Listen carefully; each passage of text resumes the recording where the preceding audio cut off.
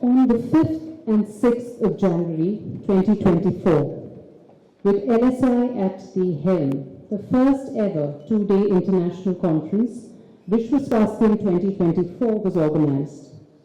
Several eminent national and international experts came forth to address concerns of diagnosis, assessment, prevention, and management of the silent but growing epidemic of prediabetes.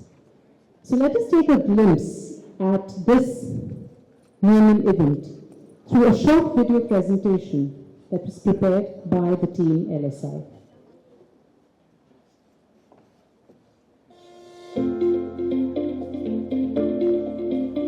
Lifeness Science Institute conducted the first ever two-day international conference on prediabetes, Vishwa Swasthyam 2024, at the Collaborator Ambani Hospital in Mumbai. Highlighted the surge of prediabetes, a condition affecting millions globally and one which is often overlooked. The conference emphasized the importance of comprehensive approaches, lifestyle interventions, and personalized strategies in addressing the pressing global health concern of prediabetes and its prevention. The two-day Vishwa Swasthyam 2024 International Conference was a resounding success, contributing significantly to the knowledge and skills of all participants, which has infused us to organize Vishwa Swasthyam 2025. We look forward to your active participation and support. Get ready for Vishwa Swasthyam in January 2025.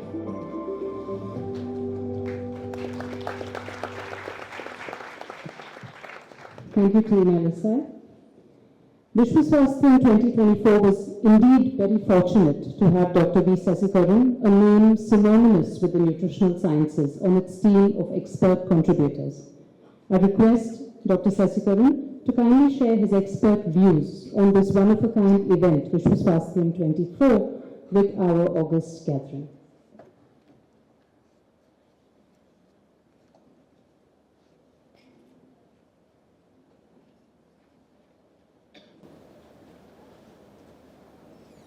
I would like to congratulate LSI for having conducted an extremely useful conference in January 2024 on pre-diabetes, which you saw a glimpse of it just now. For those who have been present or participated in that particular conference, you will realize that what was highlighted by the experts was the magnitude of the problem this country has right now. Not just of diabetes and NCDs, but of the potential increase in the diabetes and other NCDs over a period of time. Now, pre-diabetes gives us an opportunity, or more like a warning, where we could interfere not with medical intervention, but with diet, nutrition, and physical activity. And if we could actually do that based on the knowledge which we have acquired based on the experts' views, as dietitians and nutritionists, we will be doing a great service to the country by reducing the disease burden over the next following few decades. Otherwise, this country is going to be in a near disaster situation. We are going to have a lot many diabetics and who go into complications of diabetes, which cannot be managed. We don't have that kind of a healthcare infrastructure, or the healthcare cannot bear that particular burden. And therefore, we should spread this message across the country and the people of the country through various possible channels to make sure that people don't go into the phase of pre-diabetes, and even if they do, to come back to normalcy by just managing efficiently the nutrition as well as physical activity. And this in itself will be a service to our nation, and it will save quite a lot of the GDP which is going to get used up by this morbid condition. So I once again compliment you for considering this as a topic of discussion, and also inviting some real good experts and speakers, and it was quite a pleasure attending that. And I also wish you good luck for the forthcoming one in January 2025, and I'm sure that will provide you as much new knowledge as the earlier one. Thank you.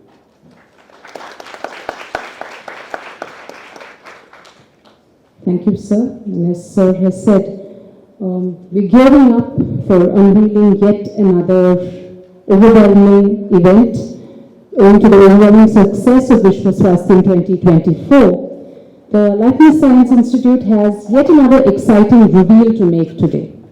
So before we proceed forth with the program, I'd like to take this moment to acknowledge and invite our esteemed dignitaries, Dr. V. Sesikeran, Dr. V. Sudershan Rao, and Mr. Gopal Sharma, to please do the honors of unveiling the brochure for Vishwa Swasthyam 2025.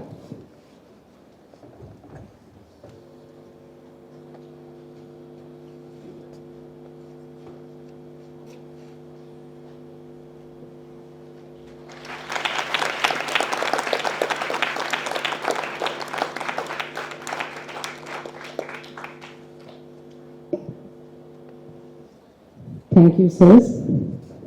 So at this point, can I say the Josh is high because those claps didn't sound very loud.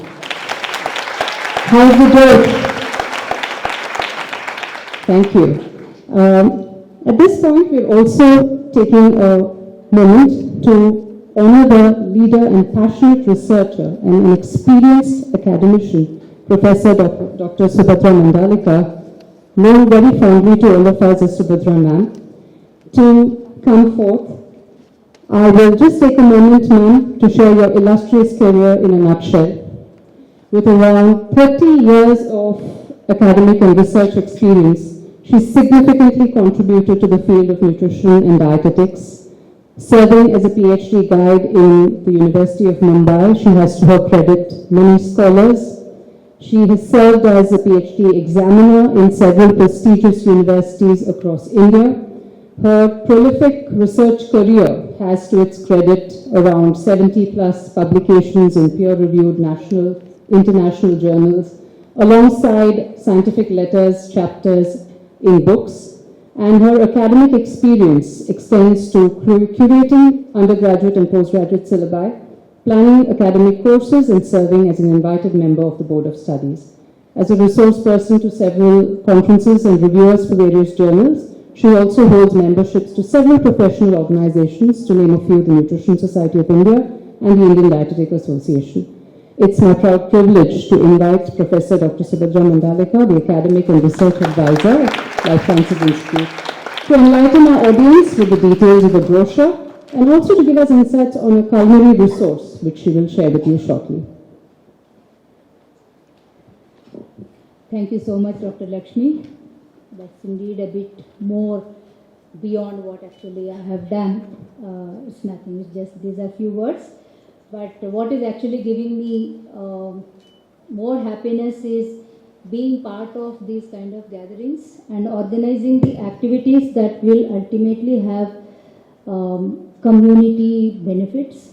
So this is what ultimately should be the motto of any nutritionist. So I'm very, very thankful to LSI for giving me this opportunity to plan so many activities and dissipate information from authentic sources across the dietetics community as well as nutrition fraternity, academicians and researchers.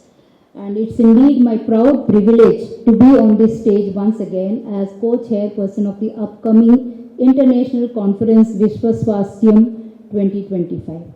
I take pride in announcing this name because it means global health. As it was mentioned earlier, the grand success of our previous conference has certainly motivated us to plan another conference. But not just that.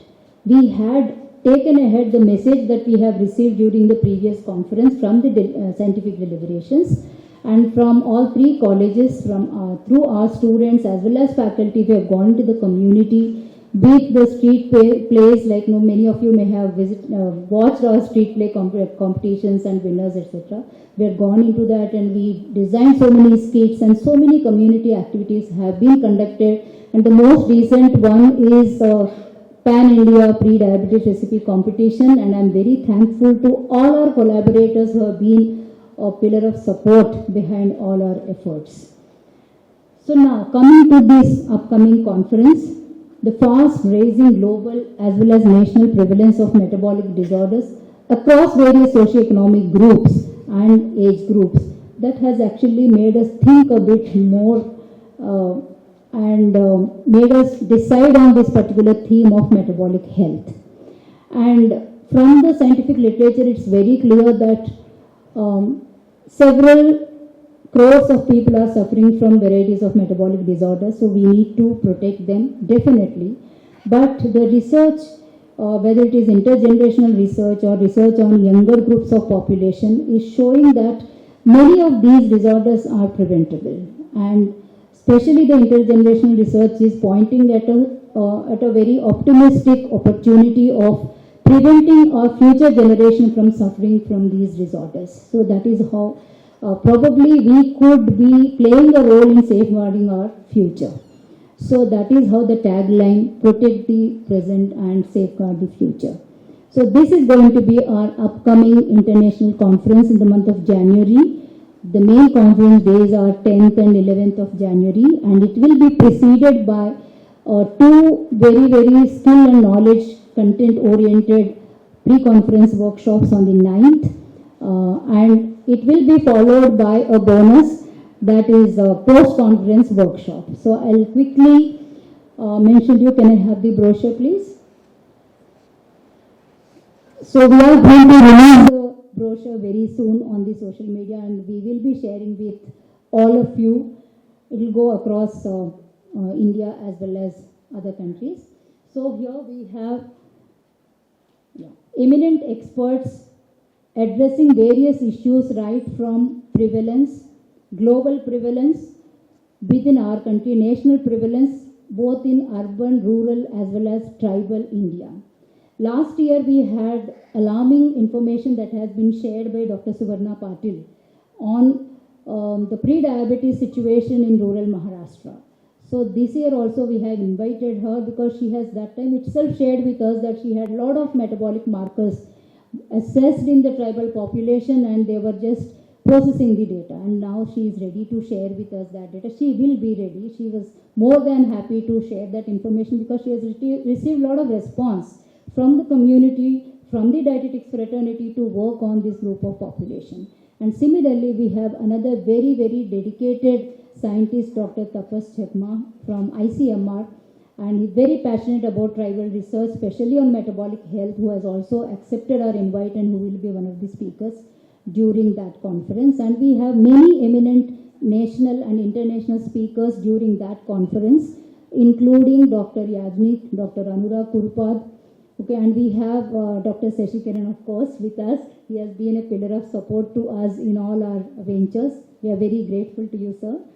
And we also have some of the prominent international speakers. As of now, for sure, we have received a confirmation from Dr. Nancy Clark, very, very experienced sports nutritionist of international repute.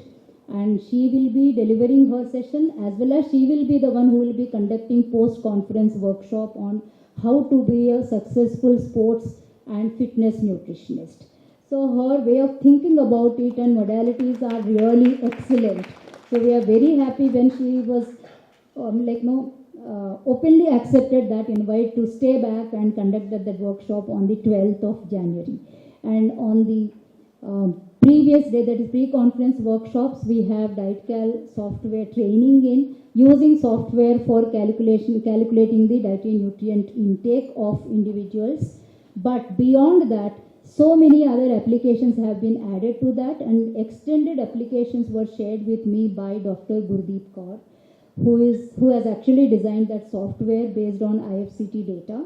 So she is going to explain and train the participants in using it for multiple applications, not only to calculate dietary nutrient intake. It's going beyond that. Okay, and then we will have morning one workshop and afternoon another workshop on empathetic nutritional counseling. So it is going beyond just dietary counseling, empathetic nutritional counseling, wherein the participants are going to be taught about mental health assessment as a nutritionist. Otherwise, we are not allowed to assess the mental health.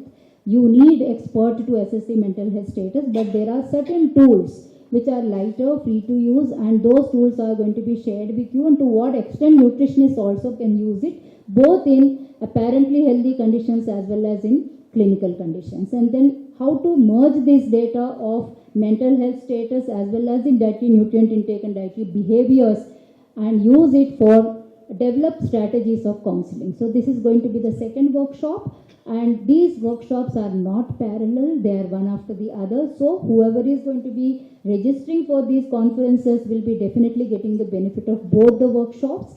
And as I said, the post-conference workshop is a bonus. So nobody needs to register for that. Whoever is registering for pre-conference and the main conference, it will be complimentary to all those participants.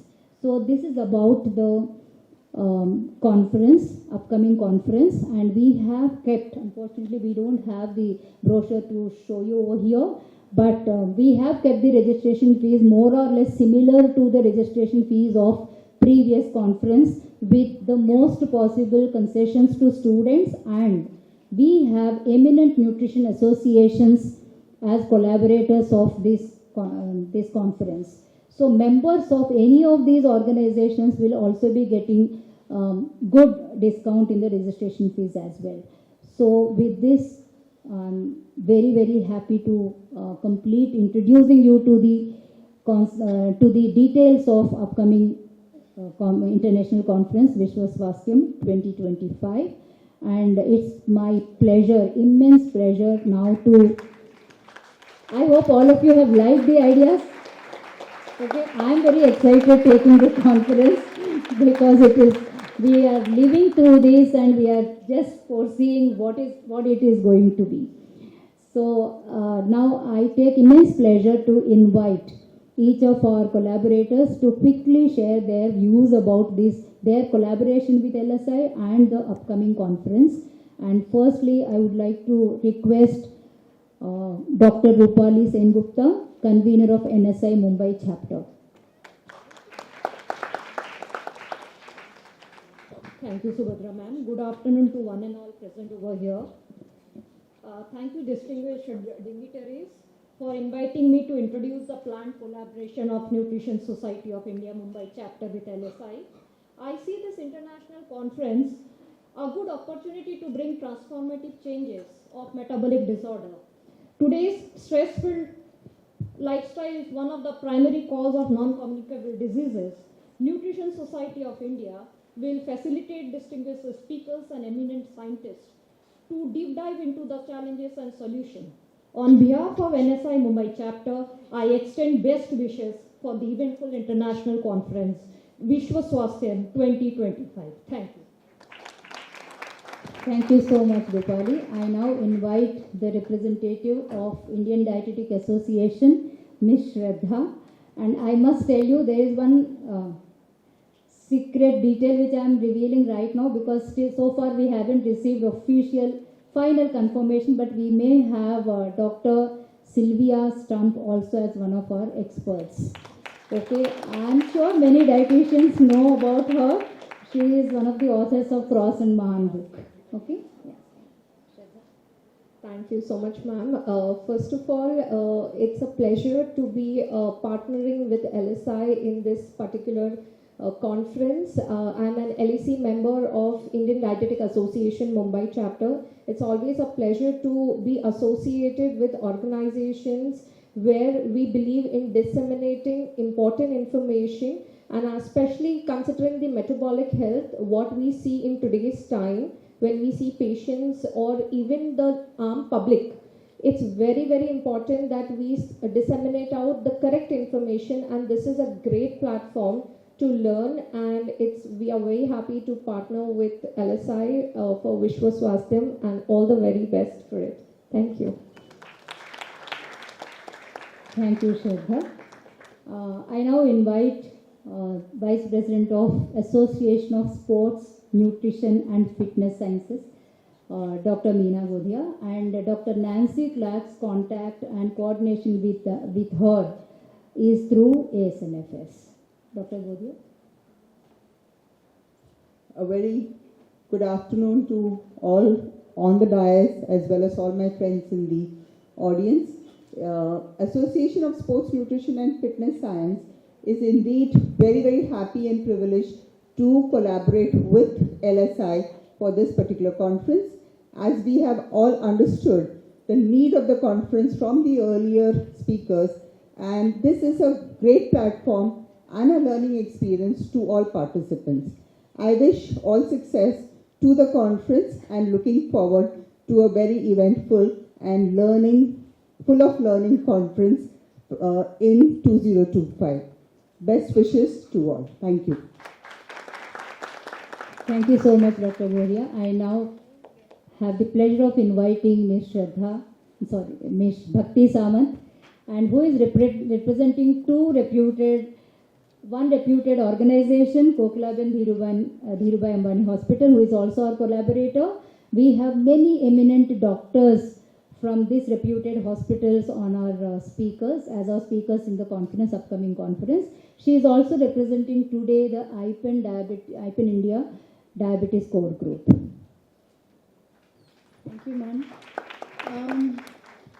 Like she's mentioned about the institute where I work from and our association with LSI, I think the main reason to collaborate, like even Dr. Sesikeran was talking about, that today what is the most important thing is about giving the right information, giving back to the society. We know in my career of last 20 years that science has evolved, diagnostics have evolved, treatments have evolved, but I think even today we are only talking about lifestyle modification, because we know that prevention is the way forward. So prevention is better than cure. So I think that brings us, all of us together, in this collaboration. The idea behind this program to disseminate the right information to the people, to the experts, to the communities, and I think that's why we are here. So I'm extremely excited to associate with them. Thank you so much for this opportunity. Thank you so much, Bhakti.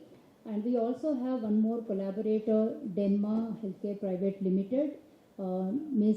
Sonal Chandalia is the director of that, but unfortunately she is not able to be with us today. So I now invite Dr. Neha Sanvalka, director of ASNHR, who is also our collaborator. Thank you so much, ma'am. A warm good afternoon to all of you. Academy for Skills in Nutrition, Health and Research, or what we call as ASNHR, our sole motto is to upskill and reskill working professionals and to disseminate information which is not taught in the curriculums. And what better way to do it than through a conference, and therefore I'm very thankful to Gopal sir and the entire LSI team for giving us this opportunity to collaborate on the conference. Also, as the scientific convener for the conference, I would like to invite all of you to submit your abstracts once the brochure is released. Last year we had more than 80 abstracts which were submitted to the conference, and this year I hope we at least double the number of abstracts that we had got last year. We have both oral and poster presentations, so take this as an opportunity to present your papers, to present your students' papers at a conference which is based in Mumbai. Thank you once again, and all the best to the upcoming conference. Thank you so much, Neha, for bringing out that topic of scientific committee. I can understand your seriousness and commitment as convener of scientific committee. I'm very happy about it. So with this, we have completed introducing you some of the glimpses of our upcoming international conference, Vishwa Swasthyam 2025. I hope to have all your support in that event as well. Thank you so much. Now I request Lakshmi to take the proceedings further. Thank you, ma'am. And it's truly a pleasure to see that Vishwa Swasthyam believes in the ideal. Together we rise. And anybody to complete the segment? Individually, we fall apart. So I'm sure all of these collaborations are going to bring out a lot of fruitful deliberations, and we're certainly looking forward to Vishwa Swasthyam 2025. I must also acknowledge at this point the support that has been rendered by the company NutriCharge for today's event. So I call upon Mr. Milind from NutriCharge to kindly say a few words.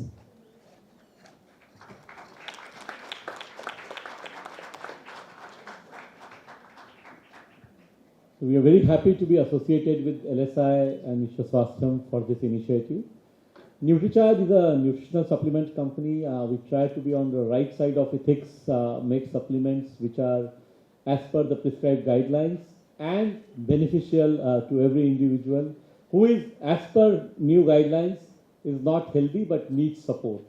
So that's what we do. We make protein, vitamin, mineral, fibers, and different kind of supplements for various ailments as well as various body parts. Thank you very much, Dr. Gopal Sharma sir, for associating us with this initiative. And we are going to go a long way in Vishwa Swasthyam 25 as well. Thank you very much. Thank you, sir.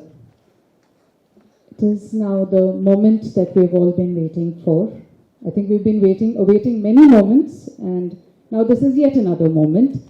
So I request all of the dignitaries to kindly take their seats in the audience, and request only Dr. Sesikeran sir to stay on stage for the session.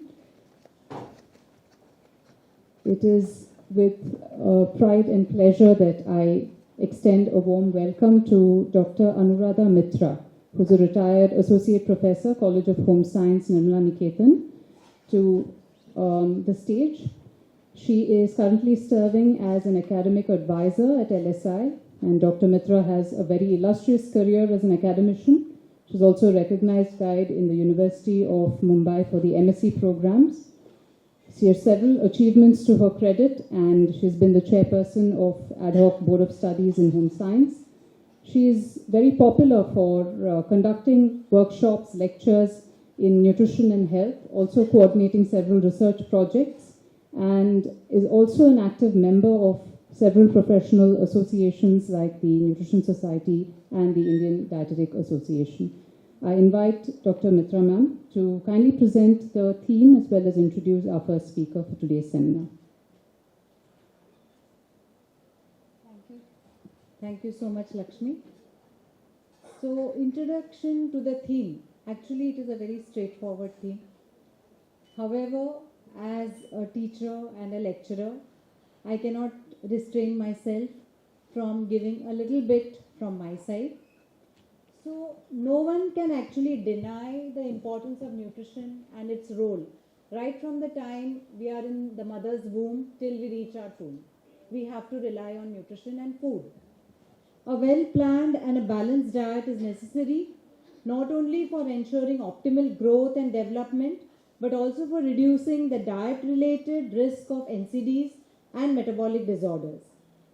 Appropriate and sound dietary habits will prevent and will help to ease out all types of malnutrition, including overnutrition, undernutrition, as well as the hidden hunger. Dietary recommendations are thus the beacon. It's the guiding light that is looked up to so that we can actually maximize the protective effect of food, keeping also in mind the local and traditionally accepted food practices, because as we all know that we can advise something on paper which may be excellent, but if it is not accepted locally and traditionally, it will be of no use. So we have to definitely keep that in mind. And therefore, we can promote NCD prevention. Unhealthy diets and lack of physical activity has definitely increased the burden of NCDs. Here I would like to call them as nutritionally concerned diseases. Another way of calling NCDs, not just non-communicable but nutritionally concerned. So these NCDs have, and this particular thing has maintained equity. That is something which is, not being biased to anybody, right from the childhood to old age. So right from juniors to seniors, nobody has escaped, and everybody is showing the after effects at each stage of their life. Now it is very important that the health task force, that is us, the nutritionists, the dietitians, the doctors, the paramedics, and everybody else who thinks they are the health ambassadors, but the right kind of health ambassadors. So we have to be alert to the fact that these dietary guidelines are dynamic. They are very dynamic in nature. What I studied as a student, what I taught in my earlier days, what has happened just a couple of years back, and what is happening today. So there is change, and change is the only thing that is constant. And these dietary guidelines are thereby very, very dynamic. And whenever there is a change, we are not very happy with it. I won't say we are not happy, we are struck by it. And we take a little time for that change to penetrate, to understand, and for us to accept that kind of a change. Food and nutraceutical industry, these two are forging ahead with accelerated growth, and they are keeping up with the ever-evolving consumer behavior in India. I can just see what our attitudes were 10 years back and now, and in fact even 2 years back and today. And there is such a lot of change, especially after the COVID and so on and so forth. We are seeing drastic changes in our own attitudes, some for the better, some not for the better. So it becomes important to be aware about the safety which is related to the various food additives that are being used and to which the consumer is being now susceptible. Like he's been exposed to this, and therefore he has to make choices. Also, the different types and varieties of supplements, the nutritional supplements, the nutraceutical supplements, and other things which are being made available, easily accessed. I remember years and years ago, we used to struggle to make tube feeds, and we used to struggle to make things which we could be in the lab, and then the students would, try to disseminate it as when they became dietitians. Today, it's not so. We have so many easier options. Sometimes, however, it is very important for us to realize that which is easy may not really always be easy on the body. Now, of late, there is also an increased focus on personal health and well-being. And there is a new attitude towards fitness. Fitness, it's been observed that, again, all ages and all classes of people are venturing into fitness. It is like, something which has taken over in the cities. We will say that even among housewives, a neglected group of people, or rather who would not be so much into focus, even they are now concerned, and they are taking part into taking care of their own self, whether it is just going for walks, wearing the Fitbit, or whether it is exercising or going to the gym or taking care of their diets. So this industry also has come up, and we will have people, Dr. Nishtala, and we have the sports industry which is coming up in a big way. We have Gauri Murthy, who are also going to do justice to what they are going to speak with vis-a-vis the guidelines. Now it is at this juncture that the guidelines have come to our aid. There are around 17 guidelines, if all of you have gone through the entire document, with the tips, suggestions that the ICMR document has got. Each guideline is dedicated to various aspects, sometimes to different stages of life cycle. There is the My Plate, there is the pyramid, there are individual nutrients, so on and so forth. So all 17 of them are very, very comprehensive and very, very informative. but they are not to be interpreted in bits and parts. The interpretation of these guidelines have to be with reference to context.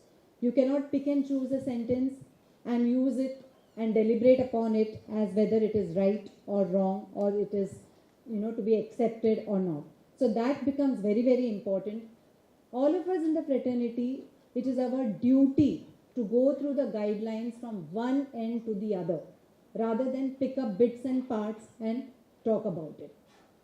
Now, out of all these guidelines, I must say Dr. Sesikeran, number 8 seems to have gathered special interest. And with respect to that, I remember reading a quote in one of the popular textbooks which we used to use as students and even later when I was teaching community nutrition and so on. And this quote, I quote unquote, was by the Dr. Gopalan. He had said, take care of the calories and the proteins will take care of themselves. This was in context to India at that particular period of time. Always remember, when you have things said in scientific deliberations, they are very much time bound and context bound. And therefore, we should respect them for that. And therefore, when there are changes, they are not out of the blue. They are out of scientific deliberations, studies, and so on and so forth. Only then will a document be out. So having said that, I will not keep you or myself waiting anymore. Although all of us have been attending numerous conferences, seminars, workshops, and so on, this particular seminar has been looked forward to with, I would like to use a Sanskrit word over here because I couldn't find the English equivalent which was absolutely suitable, and that word is Kautuhal. Kautuhal is a mix of excitement and curiosity. And I'm sure all of us are here with that feeling in our mind, and we are just waiting like that to listen to Dr. Sesikeran.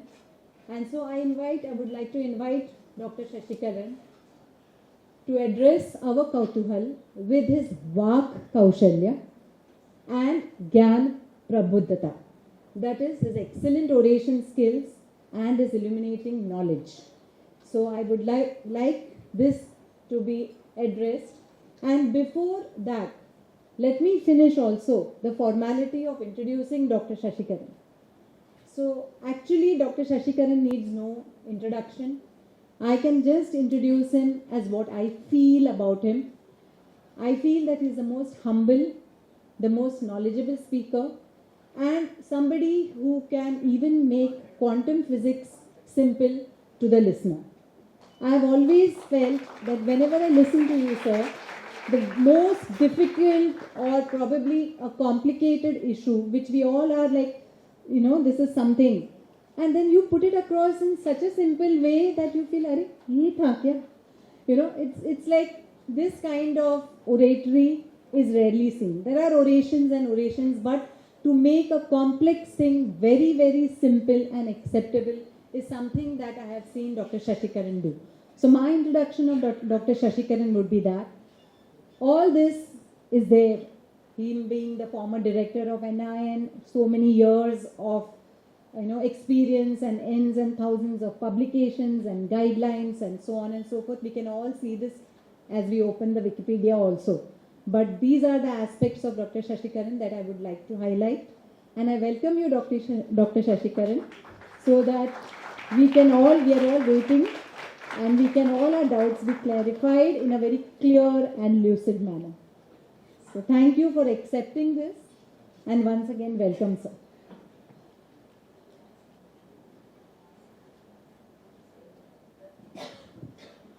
Thank you, ma'am. And that is, I think, one of the best introductions to the subject and to myself I ever heard before. And we used one Sanskrit word which says we're all looking forward to it out of excitement and curiosity. Is there a Sanskrit word that also adds anger to it? So I think these guidelines have stimulated excitement, curiosity, and also anger among certain segments of our nutrition fraternity, but understandably so.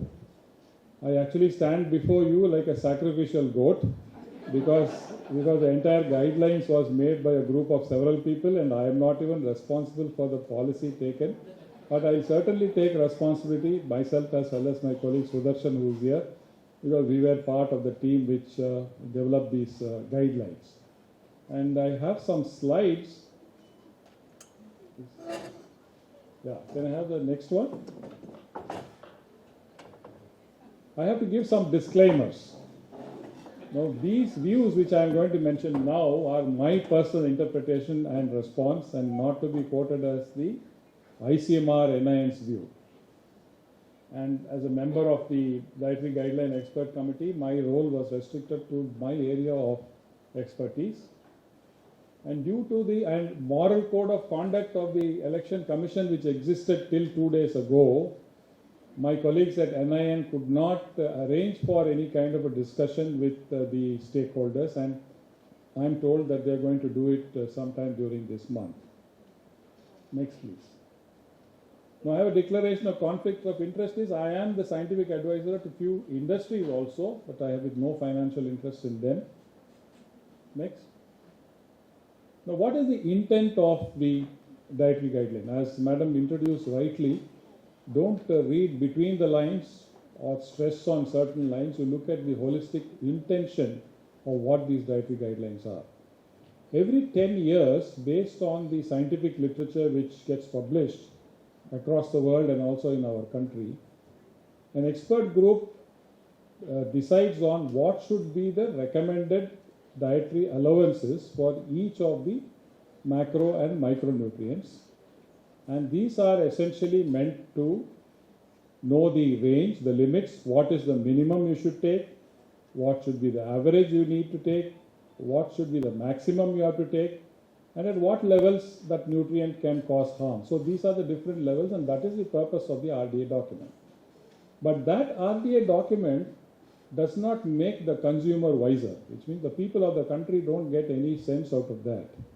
And therefore, we need to translate that into an understandable language, and that is the whole purpose of the dietary guidelines. So you will notice that whenever an RDA document is released, within a year, there will also be a dietary guidelines document. This time, there was a 3-year gap because of the COVID pandemic stopped us from doing it in 2021. Now, in the earlier levels, we had under the RDA, we had only one, what is called a recommended dietary allowance, which is the nutrient levels, which will be enough for everyone.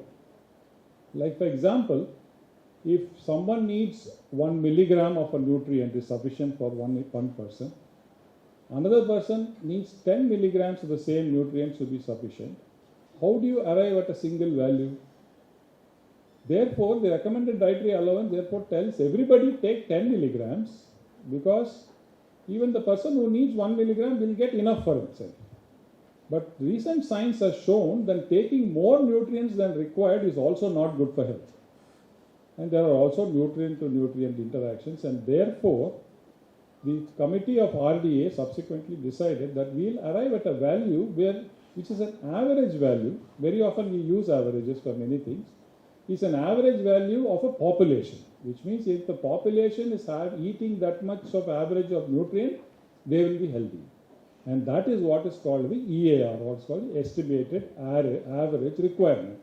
RDA is the one which says it should be sufficient for 98% of the population. You may always ask what happens to the people who need more. The people who need more, if they have any evidence of deficiency, can always seek professional advice and take that additional amount of nutrient. Just for those few people, you need not put the whole population. So that's the whole logic behind the RDA as well as the guidelines. Next, please. Now the question is why is the RDA guidelines book not recommending supplements? Okay. So a healthy individual can stay healthy if he or she takes regularly a balanced diet. Nature did not create us to consume supplements. Our ancestors lived and were healthy in an era when there were no supplements, isn't it? which means if you properly choose a food, you will have no need for supplement. But this applies only for healthy people. If, for example, I am a bodybuilder, I am a weightlifter, I'm healthy all right, but I have a special need. The special need is to increase my muscle mass, which an average healthy person is not interested. Average healthy person says, I need just enough muscle for me to be functionally all right. But therefore, that bodybuilder goes out of the guidelines ambit because he has an extra need. The same, for example, if there is a person who's overweight, his BMI is more than what is meant for the normal individual. That person has to lose weight. And that person may therefore resort to different kind of dietary regimen with low calorie diet and so on. And he or she also goes out of the capture of the dietary guidelines. So dietary guidelines, you should understand, is for people who are healthy, apparently healthy at least, within the normal body weight range, not having any other illness. If they want to continue to stay healthy, they need to take the advice as provided by the dietary guidelines and therefore may not require supplement. This does not mean supplements don't have a place. For example, an elderly person like me, over time, if I lose my teeth, I won't be able to eat the kind of protein sources which are there in the diet, okay? So what do? I need to therefore go for alternatives and therefore I will need to take supplements. And that's a different situation. So healthy people should take healthy balanced diet and stay healthy is the basic principle of the dietary guidelines. Now rest of it, if it involves treating a disease, you are prescribing a diet, a supplement for a person who is obese or a person who is a diabetic or to manage those things, then it comes under almost the definition of a drug. You are either giving your diet to treat a patient, or you're trying to prevent a particular disease in a patient, or you're trying to mitigate the problems of them. These definitions, if you see under the Drug Act of India, these are defined as food. Right now, there is a big committee by the CDSCO, which is the Central Drug Standards Company, Coordination Organization, and FSSAI, to see whether nutraceuticals have actually come under the drug ambit. The reason is many nutraceuticals are claiming disease-based claims, label claims. Good for diabetics. Okay?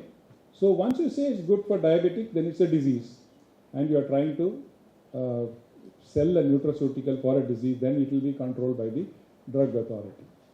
Or for example, vitamins and minerals given in large doses are not what is recommended as a regular guideline. So why do you need that much doses? Because you have a health problem.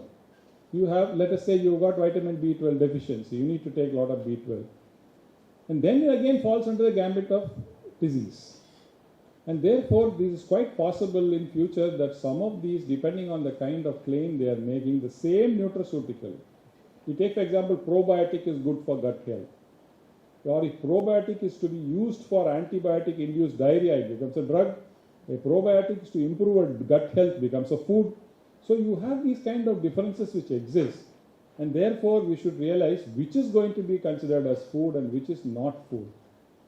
And that is where the guidelines have very carefully avoided recommending all these. Next, please. So the entire emphasis of philosophy or the scope of the dietary guideline in the judicious use of this information to prepare, consume home-cooked food. That's another emphasis which you see here. Everybody says fresh and safe food. So where does fresh and safe food come from? It invariably comes from your own kitchen. And therefore, what the guideline says is you source all these foods, but prepare at home and eat.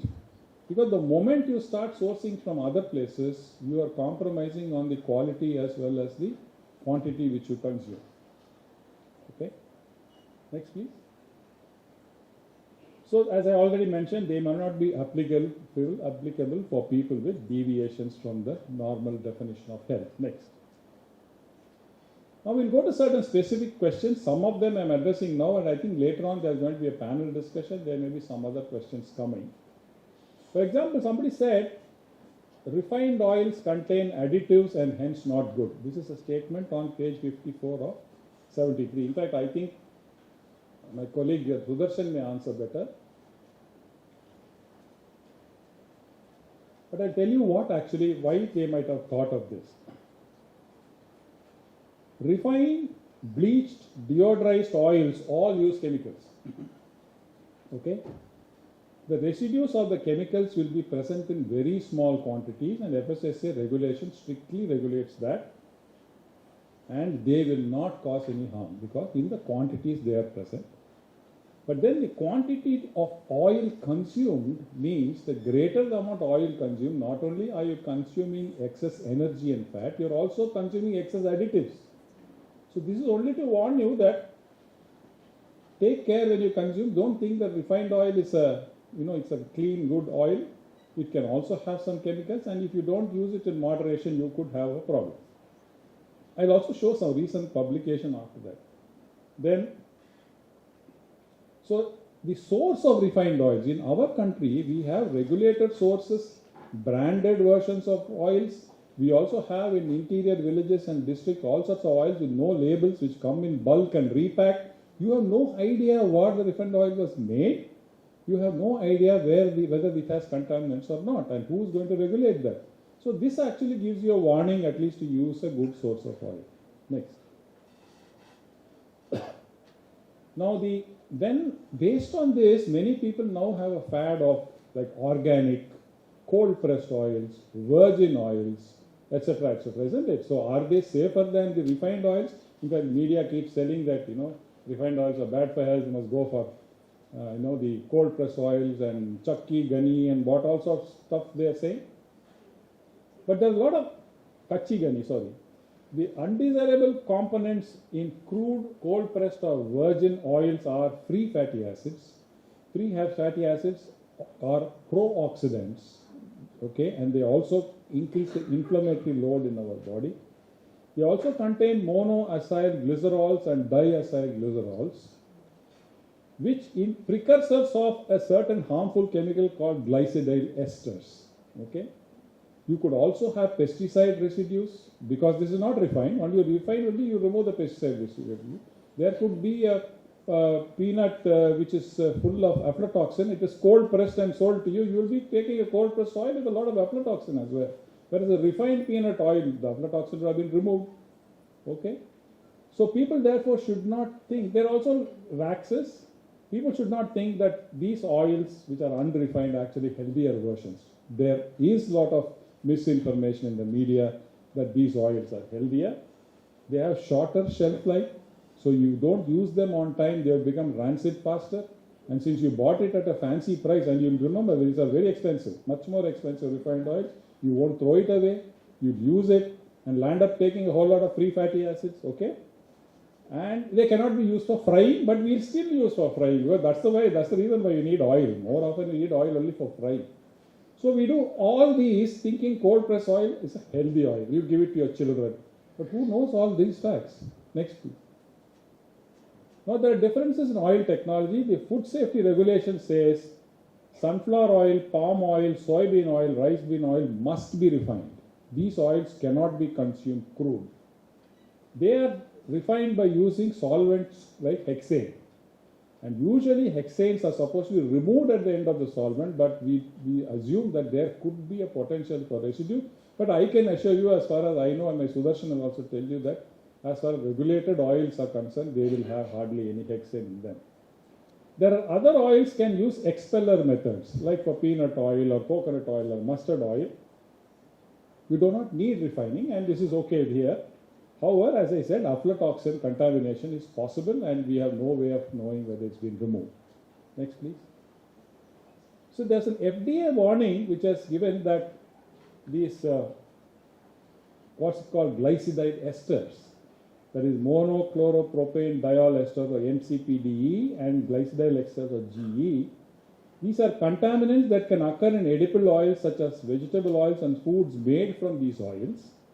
During refining, these can be formed in edible oils when the oils are heated at very high temperature in order to refine it and to remove unwanted taste, colors and odor. This is a process-based generated harmful chemical. Okay, refining itself increases that. The highest concentration they found typically occurs in refined palm oil, palm olein, but they are also found in the other vegetable oils, and also refined fish oils also can have this contaminant. This is a kind of a new information. The FDA came up with a preliminary message. They are saying that as evidence comes, they will now fix the levels at which it should be, it is okay. Next. Now, based on this, JETFA recommended reducing these in infant formulas, especially many of these oils are also used in infant formulas. One of the biggest problem here is it can cause kidney failure, it can be carcinogenic, which all probably take place over the long run. But what is more alarming is they affect the male reproductive organs. And imagine giving it to infants, if these contaminants are there, what damage it can do. So as new research becomes available, FDA said it will continue to evaluate and provide warning. FSSAI is now discussing this. It has not yet come up with any guideline. Next. So now, based on this kind of information which is available, probably the committee felt a warning note is therefore necessary both for refined as well as crude oils. It doesn't mean don't touch oil, it can cause harm. It always says use in moderation. Now coming to protein. The estimated average requirement for men and women for protein is 40 grams and for women is 50 grams. Okay, this is based on the obligatory nitrogen loss of 48 milligrams.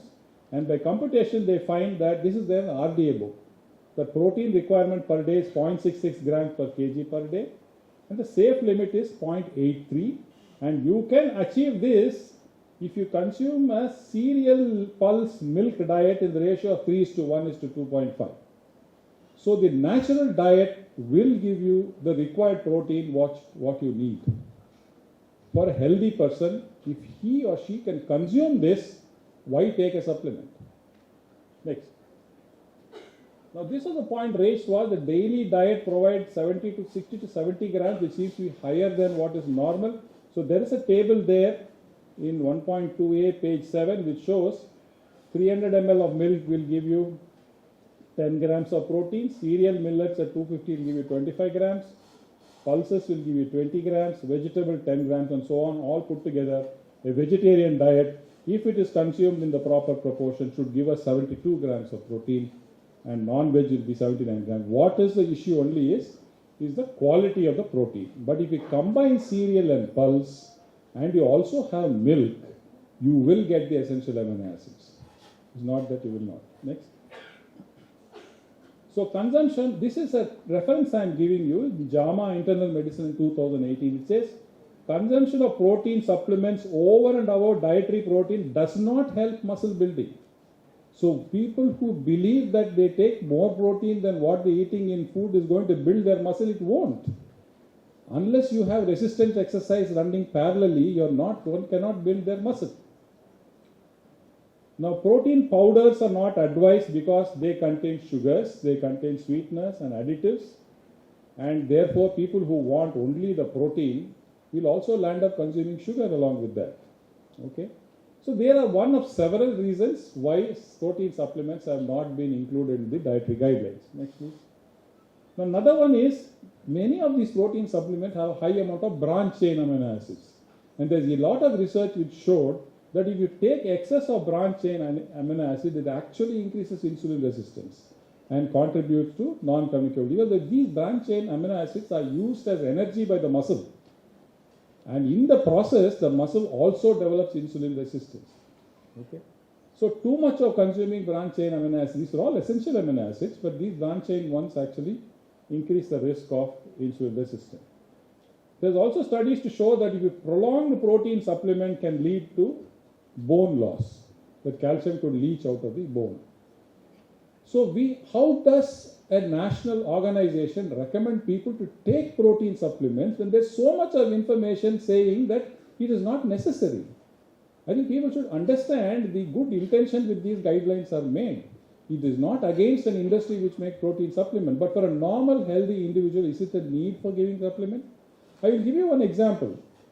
Years ago, or even I'm not sure is now, infant formula used to be advertised in the media, saying that if you give such and such infant formula, your baby will grow taller, you will be stronger, he will be intelligent, etc., etc. There is a poor mother in the village with an average income. She has a child. She wants her child also to be stronger, she wants her child also to be intelligent, but she can't afford the infant formula. So since the media is showing so much, she goes and buys 1 tin of her infant formula, dilutes it much more than what is given and gives it to the child over a period of time, and skips the complementary homemade thing and thinking that infant formula is going to do magic, and the child goes into undernutrition. We have heard of such sad stories. So when media advertises saying that take a supplement, this is going to make your child brighter and stronger, it is not we who are going to be affected. It is a poor person who somewhere who be eating normal food, gets carried away by your marketing and buys those things with a lot of difficulty thinking the child will grow. And therefore, one of the reasons is we don't recommend supplement. Let those people of the lower socioeconomic group also eat the same food which we eat and grow into healthy individuals. Next. Now we have weight reduction should not be lower than 1000 kilocalories. That is one statement which is made, which is also weight. It says that once the energy intake goes below 1200 calories, your BMR resets to lower level. All your hormonal function, enzyme functions will down-regulate. Okay, and stress factors start going up, steroid levels go up in the body. There are intense hunger and there are hunger pangs. There are micronutrient deficiency develop because your calories are linked to the micronutrients. Fatigue, headache, gallstones, and many more problems are known to occur if you go down to calorie level less than 1000 kilocalories per day. And therefore, I think that's a statement over there. Yeah. Now coming last to tea and coffee. This is very interesting. In fact, recently I had one Hindi media guys asked me to talk in Hindi. तो ये क्या हो गया, हमारा पूरा दुनिया, हमारा देश चाय पीता है, आप बोल रहे चाय दूध से नहीं पीना. So they pulled me up. They are myself, one dietitian from Pune and one endocrinologist from somewhere. The three of us were in the. It was, I think, one of the YouTube channels or something like that. Thing is, the right way tea is to be had. If you want the benefits of the good things in tea, which are the flavonoids and catechins, etc., which are potent antioxidants, and they are present in tea. Caffeine is much less in tea than in coffee, so caffeine is never an issue. Now, what happens to this when you add milk? When you add milk and boil the tea leaf with the milk, two things happen. All the small size catechins get covered by the protein by the casein, get entrapped in the casein, and they are not bioavailable. The bigger molecule like epigalactocatechin, etc., which are larger molecules, don't get entrapped by this. They stay free. That is why you find differences in the antioxidant effects. Why some people say milk, nothing happens to antioxidants. Some people say milk will lower. It's because of looking at what antioxidant they're looking at. Some of them get suppressed, some of them will be absorbed. So you wish to drink tea with milk, fair enough, you get little less antioxidant, there's no problem. But if you drink tea without milk, you will get the full benefit of the antioxidant. And even there, if people are going to boil the tea leaves for a longer period, in addition to antioxidants, you are bringing in a lot of tannins. And these tannins will bind to micronutrients. That is one of the reasons we say don't drink tea after a meal and so on. So what is important is the art of making tea. If you make tea the way the tea is supposed to be made, you will get the full benefit, with milk or without milk. The question is the kind of way we make across the country. There are different ways chai is made. There is nothing like a standard operating procedure. So therefore tea is good. Tea will give you benefit even with milk, provided you prepare it in the proper manner. So this was so that everybody was happy with this. They said, I can have it with milk, and they will prepare better. So these are some of the issues which I got feedback. I understand there are a lot more questions have been raised. Some of them may be late in the panel discussion. I'll see if I can answer. I don't have expertise in all the areas, but these are the questions I received from Dr. Subhadra to at least discuss to start with, and these are the answers for that. I hope you are convinced with my argument. There may be people who disagree with me, which is fine, but you remember the intention is we are addressing the lowest person in our socio-economic ladder, and we are not addressing the people who can afford supplements or who can live with supplements. Also remember, our ancestors grew up fair and healthy without taking any supplement, but some health situations will arise when you can take supplements, and that we are likely to produce disease-specific dietary guidelines. Like dietary guidelines in diabetes may come sometime, they are planning it. In them we will include supplements which is relevant to that particular disease. So thank you very much, and again thanks for a nice introduction, ma'am. Thank you, sir. You have, I know in a very short span of time, deconstructed the dietary guidelines for us.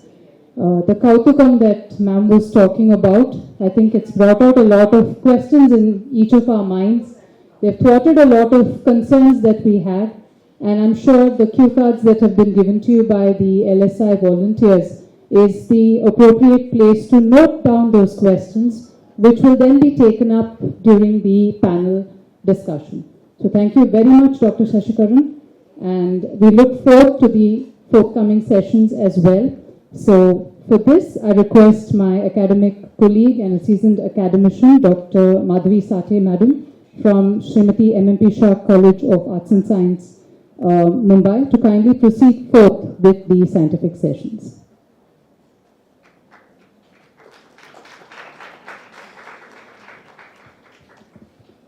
Good afternoon, one and all.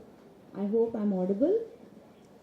Thank you, Dr. Lakshmi, for conducting the seminar so wonderfully. I hope I can match up. For once, everybody will have to lower their eye level to this rather than this. After Dr. Sesikeran's beautiful overview of the ICMR guidelines, let us now look more minutely at specific guidelines. We have 3 experts here who will discuss the guidelines from different perspectives. Guidelines 12, 13, 15 and 17 focus on food safety in terms of hygiene and sanitation required for food preparation, as well as the regulations regarding safety of food additives, directing the public to read food labels. We are indeed fortunate that along with Dr. Sesikeran, we have Dr. V. Sudershan Rao, an authority on food safety and member on the expert committee for preparing dietary guidelines. Dr. Rao will enlighten us on safety and regulations of food additives. Sir is the editor of the Journal of Food Science and Technology and advisor for Vriddhi Technofarms. He has been the Deputy Director NIN Hyderabad and has developed detection methods for food toxins and adulterants. What I found very interesting was that he has applied HACCP in unorganized sector. Most difficult task accomplished. He has also created PCR kits for pathogen detection, improved household food safety and trained street food vendors. Sir has written over 100 journal articles and 20 book chapters.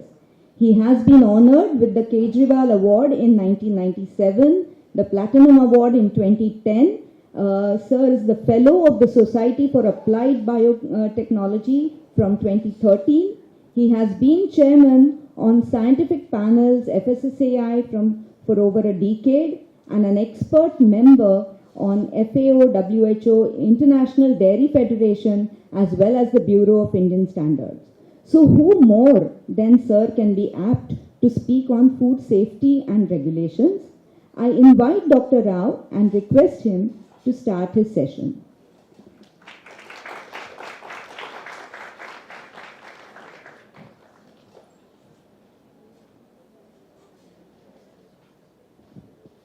Yeah, good afternoon, and thank you for that very great introduction. No, I think after there is generally concern regarding food additives, and more so after our publication on dietary guidelines. I think Dr. Sesikeran has tried to clear many of them. But what I thought was when Dr. Subhadra has called us, she said a specific question on that supplements and additives. I said instead of that, I'll try to tell you how actually safety is assessed and how they are regulated. That will clear all the doubts. You may also have some more doubts regarding the food additives. So I'll try to do that, to say that how actually safety is assessed and then how they are regulated. So that will give you a lot of, clarify a lot of myths and misconceptions you had with the food additives. Next slide. So, this is what happens. Now people are actually, with more ultra-processed foods, you only see food additives as a major thing in the food, but you forget sugar, salt and other things which are the major contributors to your NCDs that we are talking. Next slide, please. So, this is the definition. It is not normally consumed. That is where your concern comes. And a typical ingredient of food. So, whatever we consume generally, if you see the type of nutrient, just now Dr. Sesikeran has given you the dietary guidelines where we were discussing about the basic foods and which are actually supposed to be cooked at home and consumed. So, you don't find them there. And they will not have any nutritive value. They are just actually inert material in general. If you really see the metabolic, how they are actually digested, how they are excreted, most of them go just like that into excretion. And various technological purposes, Now it can be even actually color during the manufacture, costing, preparation, treatment, packaging. Packaging also we have active packaging, and transport. Also, how do you transport them to maintain this nutrition quality? And this term does not include the contaminants and also fortificants. Fortificants also in some countries are considered to be additives, but we don't consider in India as additives. So, when we actually try to see that when the industry comes up with some chemical entity, that they say that this particular, this thing has a lot of functionality in food processing, the first thing that we look is that, is it safe? The first thing that we look at the food additive, is it safe? Okay. So, authoritative bodies, take for example JECFA internationally, that is the one which actually, it's under the aegis of FAO and WHO, that actually reviews the entire toxicological data from various sources all over the world. And also these JECFA doesn't represent any country.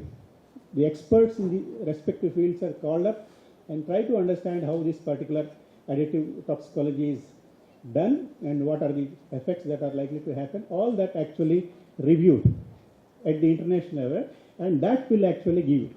But at country level also we'll have. FSSAI also has a JECFA-like structure that's called scientific panels. So there are some 31 scientific panels for different things, and for food additives also there is one panel. We also do the similar thing, but we essentially take the information from JECFA because they will have done already this type of data. They are already established. And the starting point for any food additive is the concept called acceptable daily intake. Okay, so that has to be decided first.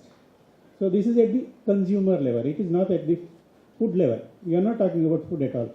It's a public health, right?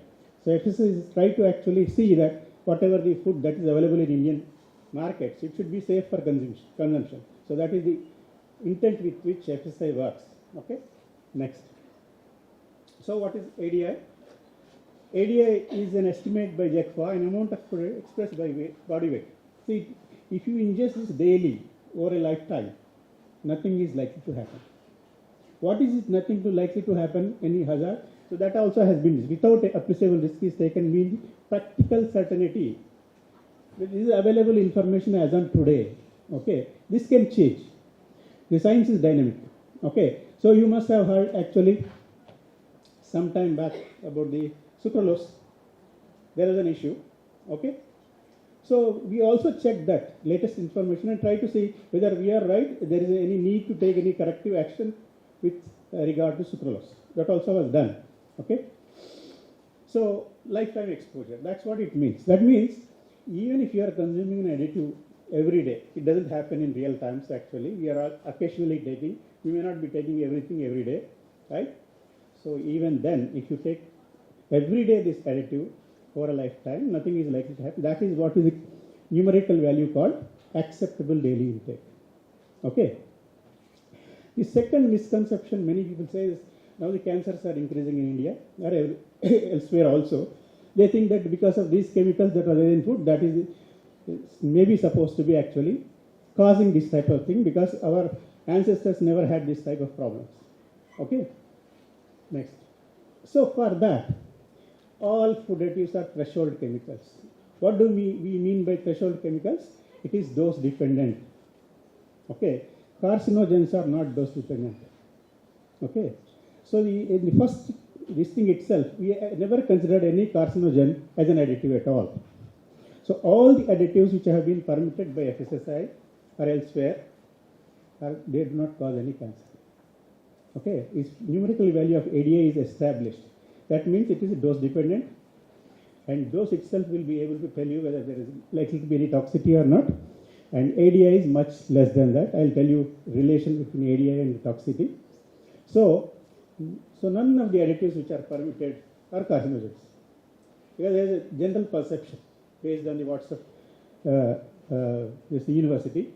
You have a lot of information coming, and many times anecdotal information which doesn't have any scientific basis also is taken as a expert opinion sometimes. So non-threshold chemicals are not an additives, so we don't consider it at all. So there is no rest assured that none of the additives which are permitted cause cancer. Okay, next.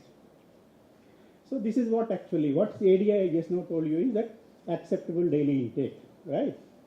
So this is dose dependent. When I said the threshold chemical, it means it's dose dependent. They check at different levels of toxicity and try to find out LOAEL, that is lowest observed adverse effect level. That means there is some effect on the animal, or even sometimes even human. These things are also considered in harmless cases. They also check, like for erythrocin they have done that. So that is established. From there, still the concentration is reduced to an extent that it becomes no observed adverse effect level. Okay. Here, absolutely no effect on the animal, which is actually animal or whatever the experiment they are doing, is absolutely no effect on the animal, on any physiological things in the this thing, and you can't see anything. Okay, it's a very safe, right? But still, we take further down to see that there is uncertainty. We may not be knowing certain things. We don't have absolute information on everything. Okay, so to cover that uncertainty, we actually use one more safety value called 100. So NOEL by 100 will give you ADI.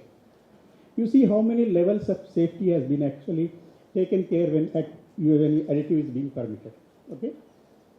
So here again, so we never actually use the 100% ADI when they are permitting. Next slide.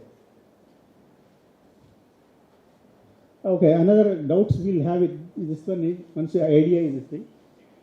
There may be take for example sulfates. Okay, additives as sulfates. There are different types of salts with the sulfates. There, the objective of that particular additive is a preservative, sulfur dioxide. But you can get sulfur dioxide from 2 or 3 different types of salts. See, in such cases, we consider group ADI. That means even put together all of them are being used also. You see what is the effect. So there we give group ADI. The different mechanism. That means, ADMEI, because for this audience it becomes too technical, I didn't touch upon that. Okay, once the additive is ingested, so how it actually metabolized, how it is excreted, all those things are actually documented. And then the same additive may have a different mechanism of acting. Take for example, many of them actually do not, they are excreted as such because they are becoming inert. But in some cases you find some metabolites coming out of it. Take for example polyketonuria, for aspartate, acesulfame came, I think. So there actually metabolite comes out and people are not advised, some people are not advised to have that. So that also is taken care. And synergism, many times they think that we are taking too many additives. You are getting not only from one food, they have a lot of other foods also. And is there any interaction between the food additives? So that doesn't happen if it is within ADI. Okay. So the ADI concept takes about that type of activity when you are trying to look at NOEL and LOEL. So this concern need not be there when it is within the ADI. Okay. Next. So this is what. So what we see is ADI is distributed. Okay. Here the entity is humans whose health we are concerned, and ADI is just take for example sweets. 10% of ADI is allotted for that, and beverages 30% of ADI. So still we have 50% ADI left unused. Any additive which causes 50% ADI, we reconsider and try to reduce that intake. I'll explain you when we have done that. Okay, is it clear?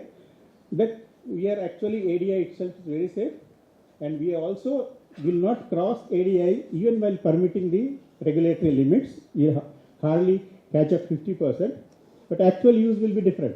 That I'll come to it. But when we are looking from the regulation point of view, we try to see that it doesn't cross this. Next. So common processed foods you see. I don't know how many people are really reading the label.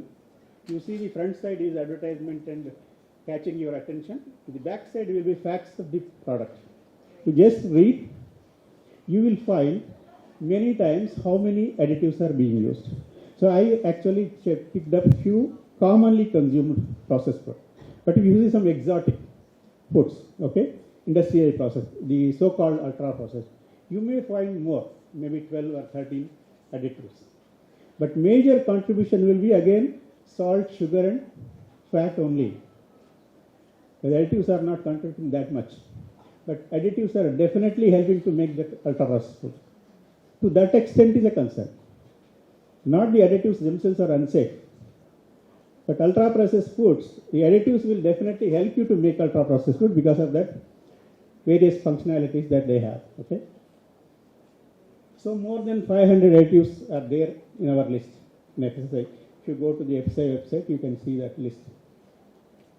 Next, please. So how JECFA limit, I mean the ADI affects the regulation also you can just see. See this non-caloric sweeteners, they are actually permitted in soft drinks, and only two things are permitted, sucralose and also stevia. Right? You can just say stevia is permitted only 200 ppm, whereas sucralose is 300 ppm. Why that difference you can just see is that is 15 milligrams per day is ADI for sucrose. But you generally think that stevia is much safer. It has much lower ADI. Okay. So many times you see it's a natural sweetener, because for toxicology, natural synthetic doesn't make any difference. That's why we have removed this concept of calling natural and synthetic even for the colors. Okay, chlorophyll, other things are natural colors. But earlier, there was no regulation to limit the natural colors. It was considered to be very safe. But now we realize that from toxicology point of view, once the new Food Safety Act has come into existence, scientific basis form the making standards. Okay, that's why we have removed that. The artificial sweetener concept is also gone. The high calorie, low calorie and sweeteners. Okay. So stevia, general perception is that because the natural is safer. But if you really see from toxicology point of view, it actually falls below saccharin. Next. So if you really want to see that how much of your concern is regarding the consumption of additives from the regulatory point of view, you just see that in some drinks it is permitted 300 ppm. That means 300 milligrams per liter. Okay. So ADI this one for 60 kg person is the reference person for this is 60 kg. Generally we take that as a reference person and calculate. And then you just have to see that if soft drink is 2 ml, different types, sizes, bottles are coming. So 15 servings per day and 300 ml 10 servings per day. And if you are using tea also, 20 servings per day. It looks very unnatural unscientific, people are unlikely to consume this. Okay, next. So see that's why I said is from regulatory point of view how you can reach ADI. But in actual usage, what industry uses? Can I have next? Next slide. You see, we try to actually review when we actually from PFA to FSSAI, we were actually changing our regulations. We thought that we'll relook at all these things from scientifically. Earlier, colors used to be permitted 100 ppm universally. Any food you can have 100 ppm irrespective of safety aspect. That's what we are talking about the ADI. Okay. Then we realized that erythrocin has the lowest ADI. You can just see it's a 0.1 milligrams. Okay. So if a 60 kg person, it will be hardly 1 milligram. It's 0.1 milligram. Okay. 0.6 milligrams probably. Okay. So when we try to see actual intakes, you can just see that how much of that is forming. 3.11, 2.4 as a percentage of ADI. This is actual use.